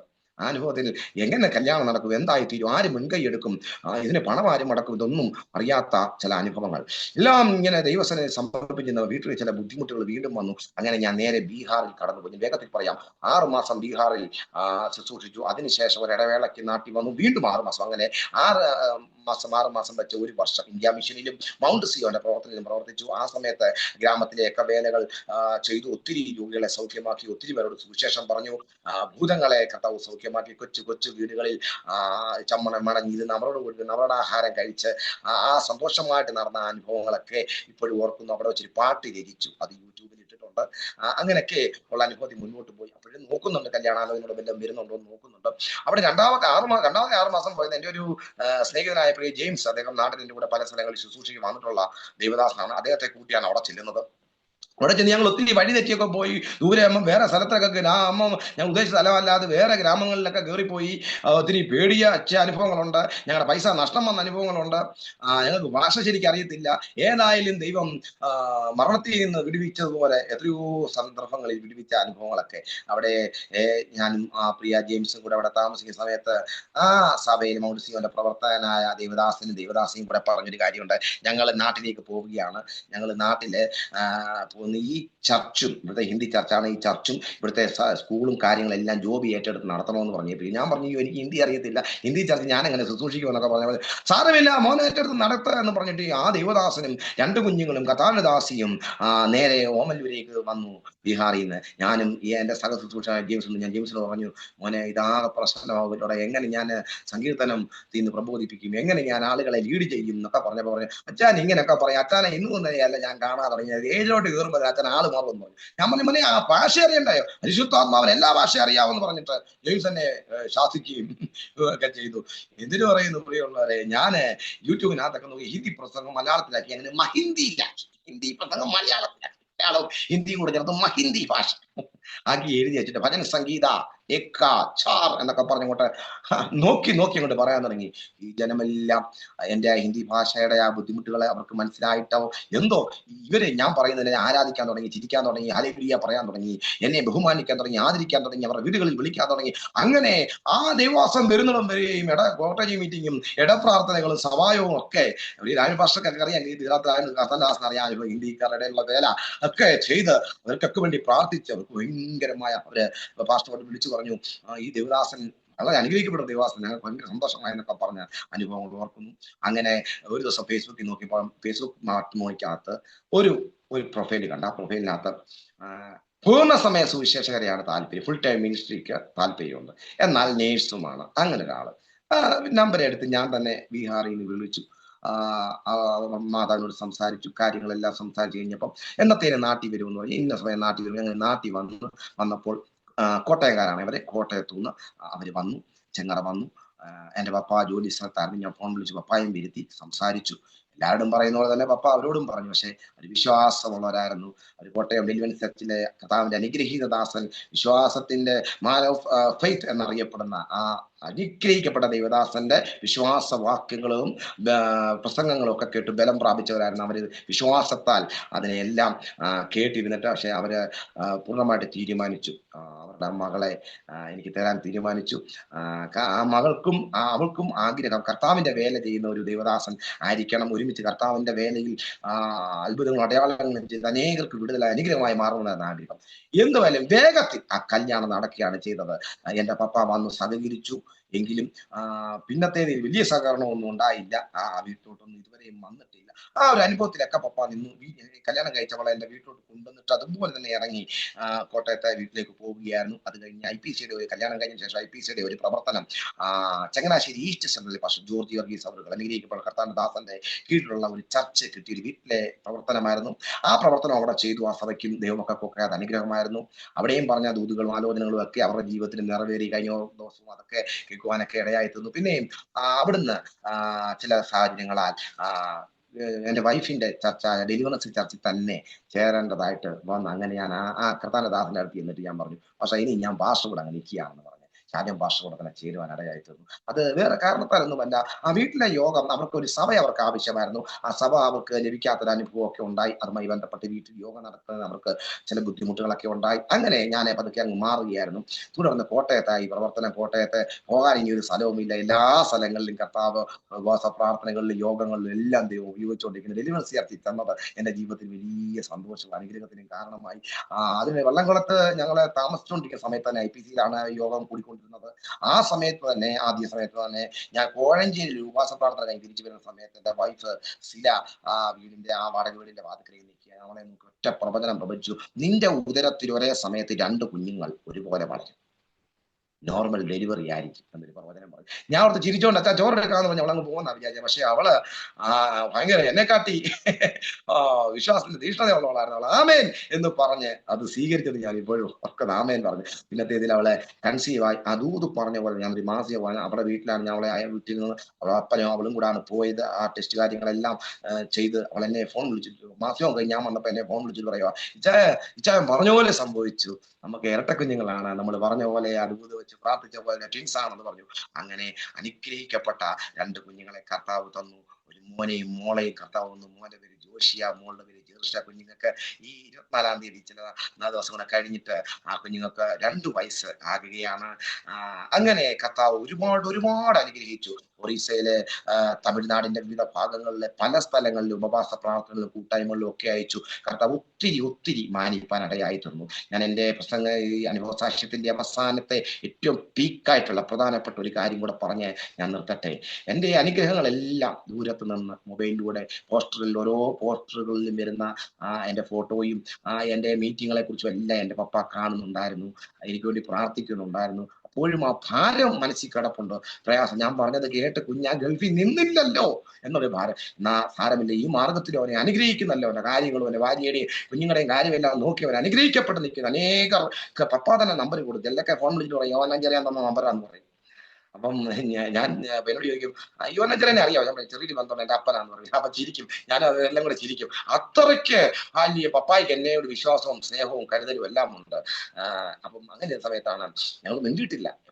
വാട്സപ്പിൽ ഞാൻ അങ്ങോട്ട് മിണ്ടും, പപ്പ ഇങ്ങോട്ടൊന്നും റിപ്ലൈ തരത്തില്ല. ഒരു ദിവസം എൻ്റെ ഉപ്പാപ്പന്റെ മോടെ കല്യാണത്തിന്റെ സമയത്ത് 2-3 ദിവസം മുമ്പേ ഞാൻ വീട്ടിൽ ചെന്ന് അതുമായി ബന്ധപ്പെട്ട് ചെന്നപ്പോഴത്തേനെ എന്നെ ഏലിഷ എന്ന് വിളിച്ച പപ്പ അഭിസംബോധന ചെയ്യുന്നത്. ഏലിഷ വന്നോന്ന് ചോദിക്കും. അതൊരു ഒരു തമാശ പോലെ വിളിക്കും.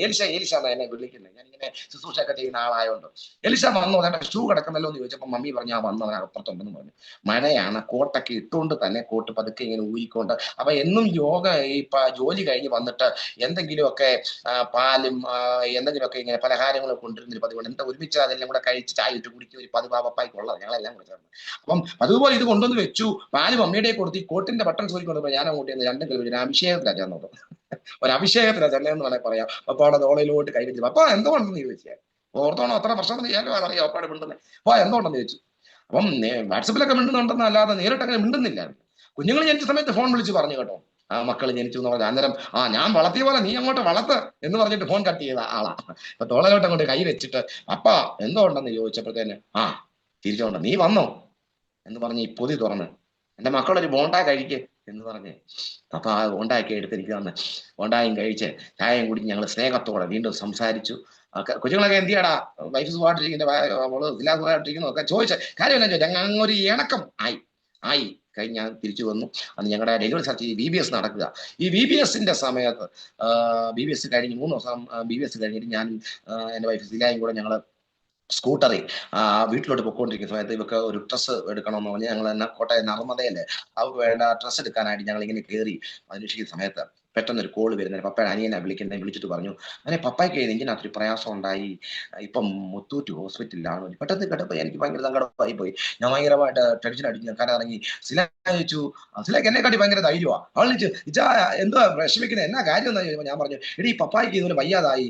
കാര്യങ്ങളെല്ലാം അവൾ കേട്ടറിഞ്ഞിട്ട് പറഞ്ഞു, പെട്ടെന്ന് ആ തുണി വാങ്ങിച്ചിട്ട് പൈസ കൊടുത്ത് പെട്ടെന്ന് വന്നിട്ട് അന്നും ഇന്നും എവിടെ ഒരു മീറ്റിങ്ങിന് പോയാലും എവിടെ പോയാലും സില അതിന്റെ തുണിയെല്ലാം തേച്ച് വൃത്തിയാക്കി തരുന്നത് പായ്ക്ക് ചെയ്ത് എല്ലാം അവളാണ്. അതിനെല്ലാം അവൾ മിടുക്കിയ സ്വതന്ത്രം. പെട്ടെന്ന് ഇവള് ഒരു ദിവസത്തെ 2 ദിവസത്തെ അല്ല, 1 മാസത്തേക്ക് പപ്പായയുടെ ട്രീറ്റ്മെന്റ് എല്ലാം കഴിഞ്ഞ് ഒരു കുഴപ്പമില്ലാതെ പപ്പായ വീട്ടിലാക്കിയിട്ട് ഇങ്ങോട്ട് വന്നാൽ മതി ഇച്ചാന്ന് പറഞ്ഞോട്ട് ഇവള് തുണിയെല്ലാം പായ്ക്ക് ചെയ്ത് വെച്ച് എന്നെ അയക്കുകയാണ്. ഞാൻ വെച്ച് പൈസ അയക്കി എടുത്ത് ഞാൻ സ്കൂട്ടറിൽ നേരെ കോട്ടയത്തു നിന്ന് മുത്തൂറ്റ് ആശുപത്രി ഞാൻ ചെന്നു. പത്തനംതിട്ട മുത്തൂറ്റ്. അവിടെ ചെന്ന് കഴിഞ്ഞപ്പോഴത്തേന് എല്ലാവരും വിഷമിക്കുക. QRBBB എന്ന് പറഞ്ഞ rare type of heart attack ആണ് പപ്പായ്ക്ക് ഉണ്ടായത്. എൻ്റെ കുഞ്ഞിനെ ഇളയ മോക്ക് 10ാം ക്ലാസ്സിൽ 10A+ കിട്ടിയ സന്തോഷത്തിന് എനിക്ക് ഭയങ്കര സന്തോഷമായി പോയി. മോളെ, ഈ ലഡുവെല്ലാം കൊണ്ടുപോയി നീ വെക്ക, ഫ്രിഡ്ജിനകത്ത് വെക്ക, അടുത്ത ആഴ്ച നമുക്ക് ചർച്ചയ്ക്ക് കൊടുക്കണം. ഷുഗർ ഒക്കെ ആണേലും വേണ്ടിയില്ല, പപ്പ ഒരു ലഡു അങ്ങ് കഴിക്കുക എന്ന് പറഞ്ഞ് സന്തോഷത്തോടെ ആ ലഡു ഒക്കെ എടുത്ത് കഴിച്ച് കുഞ്ഞോട് സംസാരിച്ചിരുന്നതാ. അപ്പൊ വന്നു കഴിഞ്ഞിട്ട് ഈ TV കാണുന്ന ഒരു പതുകൊണ്ട് വാർത്തയൊക്കെ കാണാൻ ഇങ്ങനെ കട്ടലയിലോട്ട് കടന്ന് TV കണ്ടോടുന്ന നെഞ്ചിനകത്തൊരു പ്രയാസം പോലെ തോന്നി. നെഞ്ചിനകത്തൊരു പ്രയാസം, ഗ്യാസ് ആണെന്ന് വെച്ചാൽ ചൂടുവെള്ളം കുടിക്കാമെന്ന് പറഞ്ഞിട്ട് ചൂടുവെള്ളം കുടിച്ചു. പക്ഷെ ഇവള് ഭയങ്കര ജ്ഞാനമുള്ള കുഞ്ഞ്, അവൾക്ക് മനസ്സിലായി നെഞ്ചിനകത്ത് പ്രയാസമാ, മറ്റെന്തെങ്കിലും ആണോ. അവൾ ഓടിച്ചെന്ന് പപ്പ ആശുപത്രിയിൽ പോകുന്നു ഈ പെൺകുഞ്ഞ് ധൃതി വെച്ചു. അവളും ധൃതി പിടിപ്പിച്ചത് കൊണ്ട് പപ്പ പെട്ടെന്ന് ജോലി സ്ഥാപനത്തിലെ ഒരു വണ്ടിയുള്ളൊരു പയ്യനെ വിളിച്ചു, വണ്ടിയും കൊണ്ട് വന്നു. അങ്ങനെയാണ് ആശുപത്രിയിൽ പോകുന്നത്. കോന്നി ലിവേഴ്സ് ഹോസ്പിറ്റലിൽ ആദ്യം ചെന്നത്. അവിടെ ചെന്ന് കഴിഞ്ഞ സമയത്ത് അവര് നോക്കിയിട്ട് പറഞ്ഞു, ഇത് ഭയങ്കര സീരിയസ്, എത്രയും പെട്ടെന്ന് അടുത്ത ആശുപത്രി കൊണ്ടുപോകാൻ പറഞ്ഞു. അങ്ങനെ പത്തനംതിട്ട മുത്തൂറ്റ് ഹോസ്പിറ്റലിൽ കൊണ്ടുപോയി ICUവിനകത്ത് പപ്പ ആയി. അവിടെ ഞാൻ വൈകിട്ട് കയറി ചെല്ലുന്ന സമയത്ത് എല്ലാവരും കരയുക. എൻ്റെ ഉപ്പാപ്പൻ്റെ മോള് നേഴ്സാ. അവള് പറഞ്ഞു, അച്ഛത്തെ സാധ്യത വളരെ കുറവാണ്.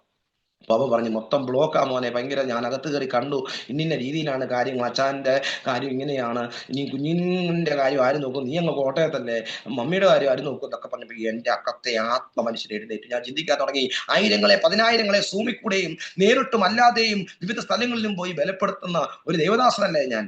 ദൈവത്തിന്റെ ശക്തി എന്നിലുണ്ടല്ലോ, ദൈവത്തിന്റെ അഭിഷേകം എന്നിലുണ്ടല്ലോ, ഞാനൊരു ദൈവത്തിന്റെ പ്രവാചകനല്ലേ, ദൈവനാവല്ലേ. എൻ്റെ ഒപ്പം ഇങ്ങനെ ഒരു വിഷയം ഉണ്ടാകുമ്പോൾ എന്തുകൊണ്ട് ഞാൻ വിശ്വാസത്തിൽ പ്രാർത്ഥിച്ചുകൂടാതെ. എൻ്റെ മേലൊരു ദൈവശക്തി വന്നു. ഞാൻ പോയി ഈ ആശുപത്രിയിൽ ഇങ്ങനെ മുത്തൂറ്റ് ഹോസ്പിറ്റലെല്ലാം തിരഞ്ഞു, എവിടെയെങ്കിലും ആൾ കുറഞ്ഞ സ്ഥലമുണ്ടോ, ആൾക്കാരില്ലാത്ത സ്ഥലമുണ്ടോ നോക്കിയപ്പോൾ ഒരു പ്രത്യേക സ്ഥലത്ത് ആരുമില്ല. അവിടെ ആ ഭിത്തിയിലോട്ട് കൈ ഇങ്ങനെ ചേർത്ത് വെച്ചിട്ട് വലിയ കാലെടുത്ത് തറയെ ചവിട്ടി ഞാൻ ആത്മാവ് ദൈവത്തോട് പറഞ്ഞ, കർത്താവേ, എൻ്റെ അനുഗ്രഹങ്ങൾ അല്ല ഇതൊന്നുമല്ല, എൻ്റെ ഒരുപാട് അനുഗ്രഹങ്ങൾ ഇനി പപ്പ കാണാറുണ്ട്. ഞാൻ സ്വന്തമായി വെക്കുന്ന വലിയ വീട്ടിൽ എൻ്റെ പപ്പായ്ക്ക് എൻ്റെ ഭാര്യ ശീല ചോറ് വിളമ്പി ഞങ്ങൾ ഒന്നിച്ച് ആ അനുഭവത്തിൽ എനിക്ക് എൻ്റെ കുഞ്ഞുങ്ങളെ എൻ്റെ പപ്പ എടുക്കണം, അല്ലെങ്കിൽ എൻ്റെ അനുഗ്രഹങ്ങളും എൻ്റെ ഉയർച്ചകളും എല്ലാം പപ്പ കാണണം. ഞങ്ങൾ എൻ്റെ പപ്പായെ എനിക്ക് ഒത്തിരി കാലം എൻ്റെ കൂടെ വേണം ദൈവമേ, ഇപ്പൊ എൻ്റെ പപ്പായെ വിളിക്കല്ലേ. അങ്ങനെ തന്നെ പറഞ്ഞ് ഞാൻ ഭിത്തിയെ കൈവച്ച് കരഞ്ഞ് ശക്തിയോടെ പ്രാർത്ഥിച്ചു. ദൈവം എന്നെ ധൈര്യപ്പെടുത്തി, ദൈവം എന്നെ ബലപ്പെടുത്തി. ഞാൻ ബലത്തോടെ ധൈര്യത്തോടെ തിരിച്ചു വന്നു. എൻ്റെ വിഷമം മാറി. പിറ്റേന്ന് രാവിലെ പപ്പായെ കയറി കണ്ടു. പപ്പായുടെ സംസാരത്തോടെ കയ്യെ പിടിച്ചു. പപ്പ ഇങ്ങനെ അറ്റിന്ന് അറിഞ്ഞു, എനിക്ക് സങ്കടമായി പോയി പപ്പ എന്ന് പറയുമ്പോൾ, 15 വയസ്സായില്ലോടാ, ഇനി എന്തിനാണ് സങ്കടപ്പെടുന്നതെന്ന് ആ സ്വയസിദ്ധമായ ഭാഷയിൽ പപ്പ എന്നോട് പറഞ്ഞ. അപ്പോഴും ആ പോസിറ്റീവ്, പിള്ളേരെ പറഞ്ഞ ആ പോസിറ്റീവ് വൈബ് മുഖത്തൊന്നും മാറിയില്ലായിരുന്നു. ആ ഭയങ്കര മനോധൈര്യം. ആകാശം ഇടിഞ്ഞു വീഴുന്ന് പറയുമ്പോൾ നിക്കടാ, ഞാൻ തൂണെടുത്തോണ്ട് വരട്ടെന്ന് പറയുന്ന പാർട്ടിയാ അപ്പൻ. അത്രയ്ക്ക് ധൈര്യമായിട്ട് എന്നോട് പറഞ്ഞു വെളിയിൽ പോയി. അന്ന് പിറ്റേന്ന് ഞായറാഴ്ച. അപ്പം അപ്പൻ്റെ അനിയന് ചച്ചക്കോട് സഭയുടെ സെക്രട്ടറിയാ. അപ്പൊ എന്നോട് പറഞ്ഞു വെളിയിൽ പോയി അവനോട് പറയടാ ചർച്ചിൽ പോകാൻ പറ, അവൻ അവിടുത്തെ സെക്രട്ടറി, അവനെ ഭാഷ തിരക്കും, അവനോട് വെളിയിൽ പോകാൻ പറ, ചർച്ചിൽ പോകാൻ ഒരുങ്ങി പോകാൻ പറ, ആരും ഇവിടെ നിൽക്കണ്ട, പേടിക്കണ്ട എന്ന് പറഞ്ഞു. എങ്കിലും ഒരു 11:30 ഡോക്ടർ അടുത്തോട്ട് വിളിച്ചിട്ട് പറഞ്ഞു, കുഴപ്പമില്ലാതൊക്കെ ഇങ്ങനെ പ്രതികരിക്കും, കുഴപ്പമൊന്നുമില്ല, പക്ഷെങ്കിൽ ഈ ഹാർട്ട് പമ്പിങ് വളരെ കുറഞ്ഞുകൊണ്ടിരിക്കുക, പല പ്രശ്നങ്ങളുണ്ട്, ഏത് സമയത്ത് എന്ത് സംഭവിക്കാൻ സാധ്യതയുണ്ട് എന്ന് പറഞ്ഞ് ഞങ്ങൾ വീണ്ടും പ്രാർത്ഥിച്ചു.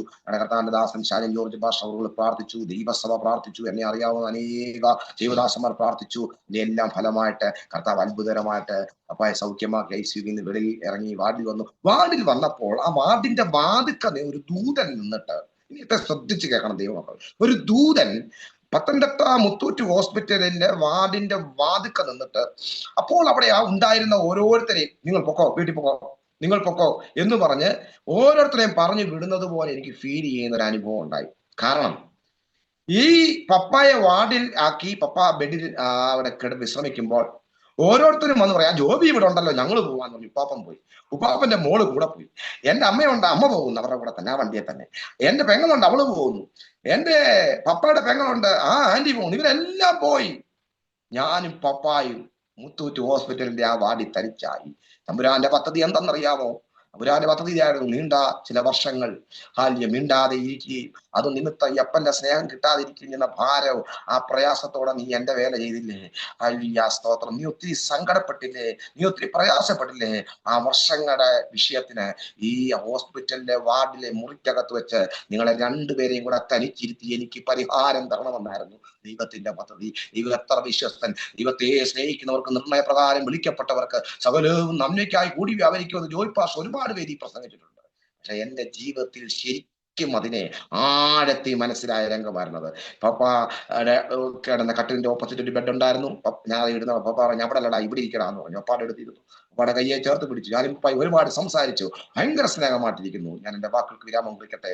എന്റെ പപ്പായും ഞാനും തമ്മിലുള്ള ആ ഭാരമെല്ലാം മാറി ഇന്ന് ഇങ്ങനെ ഒരു മകനെ കിട്ടിയതിൽ എന്റെ പപ്പ അതിന് പെരുമപ്പെടുന്നു, സന്തോഷപ്പെടുന്നു, പപ്പ അഭിമാനപ്പെടുന്നു. ഈ രാജ്യത്ത് കഥാല വേലയ്ക്കായിട്ട് ഞാൻ 2 മാസത്തെ ശുശ്രൂഷിക്കാൻ അനുഗ്രഹിക്കപ്പെട്ട കുടുംബം എന്നെ ഇവിടെ ക്ഷണിച്ചു.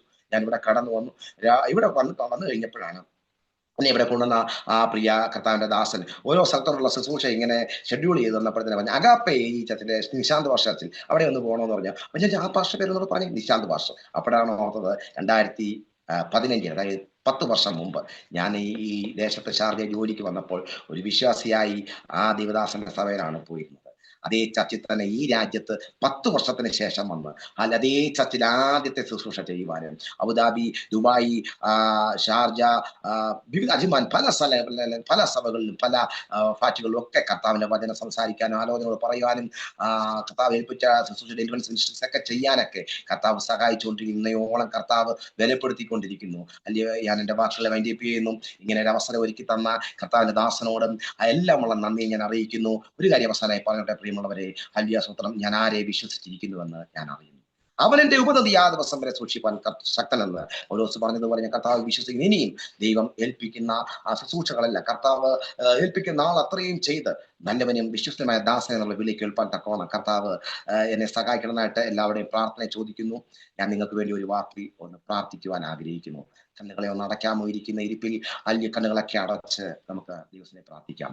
പരിശുദ്ധ പിതാവേ, ഇത്രത്തോളം സമയം കർത്താവേ അടിയനെ നടത്തിയ വിധങ്ങളെ കുറിച്ചെല്ലാം ഈ മീഡിയ മുഖേന അനേക അഭിഷക്തന്മാർ മുമ്പിൽ, അനേക ദൈവമക്കളുടെ നടുവിൽ പ്രസ്താവിപ്പാൻ കർത്താവ് സഹായിച്ച വിധങ്ങൾക്കായി സ്തോത്രം. വലിയ ഉണർവ് ഞങ്ങളുടെ രാജ്യത്തയക്കണമേ, വലിയ ദൈവ പ്രവൃത്തി ഞങ്ങളുടെ രാജ്യത്തയക്കണമേ എന്ന് പ്രാർത്ഥിക്കുന്നു. കർത്താവിന്റെ വേലയ്ക്കായി അനേകരെ കർത്താവ് ഈ ദിവസങ്ങളിൽ തിരഞ്ഞെടുക്കണമേ എന്ന് പ്രാർത്ഥിക്കുന്നു. കർത്താവെ, ദൈവമക്കൾ ഇടുങ്ങി ഞെരുങ്ങി ഭാരപ്പെട്ടു പോകാനല്ല, അവർ അനുഗ്രഹത്തിൽ നിന്ന് അനുഗ്രഹം പ്രാപിപ്പാൻ, ഉയർച്ചയിൽ നിന്ന് ഉയർച്ച പ്രാപിപ്പാൻ, ദൈവവചന സത്യം അനുസരിച്ച് ഉപദേശ വിഷയങ്ങളിൽ എരിവുള്ളവരായി തീരുവാൻ കർത്താവ് എല്ലാവരെയും സഹായിക്കണമേ എന്ന് പ്രാർത്ഥിക്കുന്നു. കർത്താവെ, അല്ലെ സകലവും നന്മയ്ക്കായി കൂടി വ്യാപരിപ്പിക്കുന്ന ദൈവം ഈ കേട്ട ഓരോ ജനങ്ങളുടെ വിഷയങ്ങൾക്കകത്തും നന്മയ്ക്കായി സ്ഥലത്തേക്ക് കൂടി വ്യാപരിപ്പിക്കണം. ഈ മിനിസ്ട്രീസിനെ, ഇതിന്റെ പ്രവർത്തനങ്ങളെല്ലാം അനുഗ്രഹിച്ചു പ്രാർത്ഥിക്കുന്നു. പ്രാർത്ഥന കേട്ടതിനായി സ്തോത്രം, യേശുവിൻ നാമത്തിൽ തന്നെ. ആമേൻ, ആമേൻ, ആമേൻ. Thank you pastor. ദൈവം അനുഗ്രഹിക്കട്ടെ. സമയം അനുവദിച്ചതിന് ഒരുപാട് നന്ദി. ആമേൻ. താങ്ക് യു കർത്താവ് ദാസൻ ജോബി ചങ്ങറ. ഇത്രത്തോളം സമയം അനുഗ്രഹിക്കപ്പെട്ടതായ ജീവിതത്തിലെ ദൈവം നടത്തിയ അത്ഭുതകരമായ അനുഭവങ്ങളെക്കുറിച്ച് ദൈവനാമ മഹത്വത്തിന് വേണ്ടി അരോമ ടിവിയുടെ ശ്രോതാക്കളോടൊപ്പം പങ്കുവയ്ക്കുവാൻ കർത്താവ് കൃപ ചെയ്തത് ഓർത്ത് ഞാൻ ദൈവത്തിന് സ്തോത്രം ചെയ്യുന്നു. ജനിക്കുന്നതിന് മുന്നമേ പിതാവ് ഒരു തീരുമാനമെടുത്തു, എനിക്ക് ഒരു ആൺകുഞ്ഞ് ജനിക്കുകയാണെങ്കിൽ അവന് ജോബി എന്ന പേരിടും, അവനെ കർത്താവിൻ്റെ വേലയ്ക്ക് വേണ്ടി സമർപ്പിക്കും എന്ന് പിതാവ് പറഞ്ഞിരുന്നു. എന്നാൽ ആൺകുഞ്ഞ് ജനിച്ചു, വളർന്നു, പേര് പറഞ്ഞതുപോലെയൊക്കെ ഇട്ടു. എന്നാൽ കർത്താവിൻ്റെ വേലയ്ക്ക് വേണ്ടി സമർപ്പിച്ച ആ ഒരു തീരുമാനത്തിൽ നിന്ന് പലപ്പോഴും വ്യതിചലിച്ചു പോയ ഒരു പിതാവിൻ്റെ ആ ഒരു അനുഭവങ്ങൾ കേൾക്കുവാൻ കഴിയും. എന്തുകൊണ്ട് അങ്ങനെ സംഭവിച്ചു എന്ന് എനിക്ക് മനസ്സിലാകുന്നില്ല. സാധാരണ മാതാപിതാക്കന്മാർ ഒരു കുഞ്ഞ് കർത്താവിൻ്റെ വേലയ്ക്ക് പോകുവാൻ ആഗ്രഹം പ്രകടിപ്പിക്കുമ്പോൾ അത് സമ്മതിക്കുകയാണ് ചെയ്യാറുള്ളത്. എന്നാൽ ഇവിടെ നേരെ തിരിച്ചാണ് സംഭവിച്ചത്. ചെറുപ്പത്തിലെ മകനെ സമർപ്പിച്ചുവെങ്കിലും വളർന്നു വന്നപ്പോൾ ആ ശുശ്രൂഷയ്ക്കായിട്ട് പോകുന്നതിൽ തടസ്സം നിൽക്കുകയും ഒരുപാട് പ്രതിബന്ധങ്ങൾ അതിനുള്ള ബന്ധത്തിൽ ഉണ്ടായെങ്കിലും ഞാനൊരു കാര്യം മനസ്സിലാക്കുന്നു. ആ പിതാവ് അങ്ങനെ ഒരു തീരുമാനം എടുത്തതും അങ്ങനെ ഒരു പേരിട്ടതും അദ്ദേഹത്തിൻ്റെ സ്വയത്തിൽ നിന്നല്ല, അദ്ദേഹമല്ല അത് ചെയ്തത്. പകരം സ്വർഗത്തിലെ ദൈവമാണ് അതിൻ്റെ പിന്നിൽ കാര്യങ്ങൾ ക്രമീകരിച്ചതെന്നുള്ളതാണ്. അല്പം പോലും ആ പിതാവിന് അതിലൊരു ക്രെഡിറ്റ് എടുക്കാൻ പറ്റില്ല. പ്രപഞ്ച സൃഷ്ടിക്ക് മുന്നമേ സ്വർഗത്തിലെ ദൈവം ഒരു വ്യക്തിയെ കണ്ടിരുന്നു. ആ വ്യക്തി എപ്പോൾ ഭൂമിയിൽ ജനിക്കണം, ഏത് കുടുംബത്തിൽ ജനിക്കണം, എപ്പോൾ ശുശ്രൂഷ ചെയ്യണം, എവിടെ ശുശ്രൂഷ ചെയ്യണം, എങ്ങനെ ശുശ്രൂഷ ചെയ്യണം, എല്ലാം സ്വർഗത്തിലെ ദൈവത്തിൻ്റെ പ്ലാൻ പ്രകാരം, മുൻനിർണയ പ്രകാരം ദൈവം നിശ്ചയിച്ചു വച്ചിരിക്കുന്നു. അപ്പോൾ പിതാവ് ഒരു പക്ഷെങ്കിൽ അദ്ദേഹത്തിൻ്റെ ആ ഒരു സാഹചര്യം ആയിരിക്കാം മകൻ മുന്നോട്ട് ആ നിലയിൽ പോയി കഴിഞ്ഞാൽ എങ്ങനെ അവൻ ജീവിക്കും. കാരണം ദൈവദാസന്മാരുടെ കഷ്ടപ്പാടുകളും അവരഭിമുഖീകരിക്കുന്ന വേദനകളും ബുദ്ധിമുട്ടുകളും ഒക്കെ മുന്നിൽ കണ്ടപ്പോൾ എൻ്റെ മകനും ആ നിലയിലുള്ള കഷ്ടതകളിലൂടെ കടന്നു പോയിട്ട് വരുമല്ലോ എന്നുള്ള ചിന്ത കൊണ്ടായിരിക്കാം ഒരു പക്ഷെങ്കിൽ അദ്ദേഹം അതിൽ നിന്ന് തടയുവാൻ ഇടയായിപ്പോയി. എന്നാൽ പിന്നത്തേതിൽ ദൈവഹിതപ്രകാരം കർത്താവിൻ്റെ വേലയ്ക്ക് വേണ്ടി ദൈവം ഈ കാലയളവിൽ ശക്തമായി വിവിധ ഇടങ്ങൾ, വിവിധ മേഖലകളിൽ, വിവിധ സാഹചര്യങ്ങൾ, അനേക പ്രിയപ്പെട്ടവരുടെ നടുവിൽ കർത്താവിൻ്റെ ഒരു ശബ്ദമായിട്ട് ദൈവം ഇന്ന് ഉപയോഗിക്കുന്നു എന്നുള്ള ജീവിതത്തിലെ അനുഭവങ്ങൾ കേൾക്കുവാൻ കഴിഞ്ഞു. കർത്താവ് ധാരാളം അനുഗ്രഹിക്കട്ടെ. വളരെ ചെറുപ്പത്തിൽ തന്നെ ഈ സന്തോഷകരമായ, വളരെ ഉത്തരവാദിത്വം ഉള്ള ഒരു ആത്മീയ ശുശ്രൂഷ ഏറ്റെടുക്കുവാൻ കർത്താവ് പക്വതയും പാകതയും തന്നു. തുടർന്നും അവസാന നിമിഷം വരെയും കർത്താവിൻ്റെ കൃപയിൽ, വചനത്തിൽ, ദൈവത്തിൻ്റെ പരിശുദ്ധാത്മാവിന് വിധേയപ്പെട്ട് നിയന്ത്രിതനായി കർത്താവിന് വേണ്ടി ശോഭിക്കുവാൻ അനേകരെ പാപത്തിൽ നിന്ന്, നാശത്തിൽ നിന്ന്, തീയിൽ നിന്ന്, നരകത്തിൽ നിന്ന് ജീവൻ്റെ പുസ്തകത്തിലേക്ക് അവരുടെ പേരെഴുതപ്പെടുവാൻ അവർ വലിച്ചെടുക്കേണ്ടതിന്, ഒരുക്കിയെടുക്കേണ്ടതിന് കർത്താവിൻ്റെ ദാസൻ പ്രിയ ജോബിയെ ദൈവം സഹായിക്കട്ടെ എന്ന് അരോമ ടി വിയുടെ പ്രേക്ഷകർക്ക് വേണ്ടിയിട്ട് ഇത്തരുണത്തിൽ ഓർപ്പിക്കുന്നു. പ്രേക്ഷകരെ, നിങ്ങൾക്ക് ഈ സാക്ഷ്യം അനുഗ്രഹമായി തീർന്നു എന്ന് ഞങ്ങൾക്കൊന്ന് വിശ്വസിക്കുകയാണ്. നിങ്ങൾ കേട്ടതിന് ശേഷം നിങ്ങളുടെ പ്രിയപ്പെട്ടവർക്ക്, സുഹൃത്തുക്കൾക്ക് ഷെയർ ചെയ്ത് കൊടുക്കണം. അവരും കേട്ട് അനുഗ്രഹിക്കപ്പെട്ടിട്ട് അതിലൂടെ ദൈവനാമം മഹിമപ്പെടുവാൻ മുഖാന്തരമായി തീരും. ഈ പ്രിയ ദൈവദാസന് വേണ്ടി, അദ്ദേഹത്തിൻ്റെ കുടുംബത്തിന് വേണ്ടി, കുഞ്ഞുങ്ങൾക്ക് വേണ്ടി, ശുശ്രൂഷയ്ക്ക് വേണ്ടി, അവരുടെ നിലനിൽപ്പിന് വേണ്ടി നമ്മുടെ വ്യക്തിപരമായ പ്രാർത്ഥനയിൽ പ്രാർത്ഥിക്കാം. കർത്താവ് സഹായിക്കട്ടെ. മാത്രമല്ല, ഈ വീഡിയോയെക്കുറിച്ചുള്ളതായ നിങ്ങളുടെ വിലയേറിയ അഭിപ്രായങ്ങളും നിർദ്ദേശങ്ങളും കമൻറ്റ് ബോക്സിൽ രേഖപ്പെടുത്താവുന്നതാണ്. നിങ്ങൾക്കൊരു പ്രാർത്ഥനാ വിഷയമുണ്ടെങ്കിൽ സ്ക്രീനിൽ കാണുന്ന വാട്സപ്പ് നമ്പറിൽ ഞങ്ങളെ വിവരം അറിയിക്കാം. എല്ലാ തിങ്കളാഴ്ചയും രാത്രി 9 മണി മുതൽ അരോമ ടി വിയുടെ ശ്രോതാക്കൾക്ക് വേണ്ടി വിശേഷാൽ പ്രാർത്ഥന നടന്നു വരുന്നു. നിങ്ങൾക്കും ആ പ്രാർത്ഥനയിൽ സംബന്ധിക്കാം. അടുത്ത അനുഗ്രഹിക്കപ്പെട്ട സാക്ഷ്യവും വചനചിന്തയുമായി വീണ്ടും കൂടി കാണുന്നവരെയും എല്ലാ പ്രിയപ്പെട്ടവർക്കും good bye. God bless you all. ആമേൻ. ഓർമ്മയുടെ മനോരഥത്തിൽ മായാത്ത ഓർമ്മയ്ക്കായി അരോമ മാട്രിമോണിയിൽ നിന്നും ജീവിത പങ്കാളിയെ കണ്ടെത്തൂ. നിങ്ങൾ ഒരു ക്രിസ്തീയ ജീവിത പങ്കാളിയെ അന്വേഷിക്കുകയാണോ? അതോ മക്കൾക്ക് അനുയോജ്യമായ ഒരു തക്ക തുണയ്ക്ക് വേണ്ടി പ്രാർത്ഥിക്കുന്ന വ്യക്തിയാണോ? എങ്കിൽ അരോമ മാട്രിമോണി നിങ്ങൾക്ക് വേണ്ടിയാണ്. ഇന്നു തന്നെ സൗജന്യമായി രജിസ്റ്റർ ചെയ്യൂ. അരോമ മാട്രിമോണിയുടെ പ്രത്യേകതകൾ: രജിസ്ട്രേഷൻ തികച്ചും സൗജന്യം. ലോകത്തെവിടെയുമുള്ള അനുയോജ്യമായ ക്രിസ്തീയ ജീവിത പങ്കാളിയെ തിരഞ്ഞെടുക്കാം. വിവാഹം നടക്കുന്നതുവരെ സർവീസ് ലഭിക്കുന്നു. ഏറ്റവും ചെറിയ പാക്കേജുകളും തിരഞ്ഞെടുക്കാം.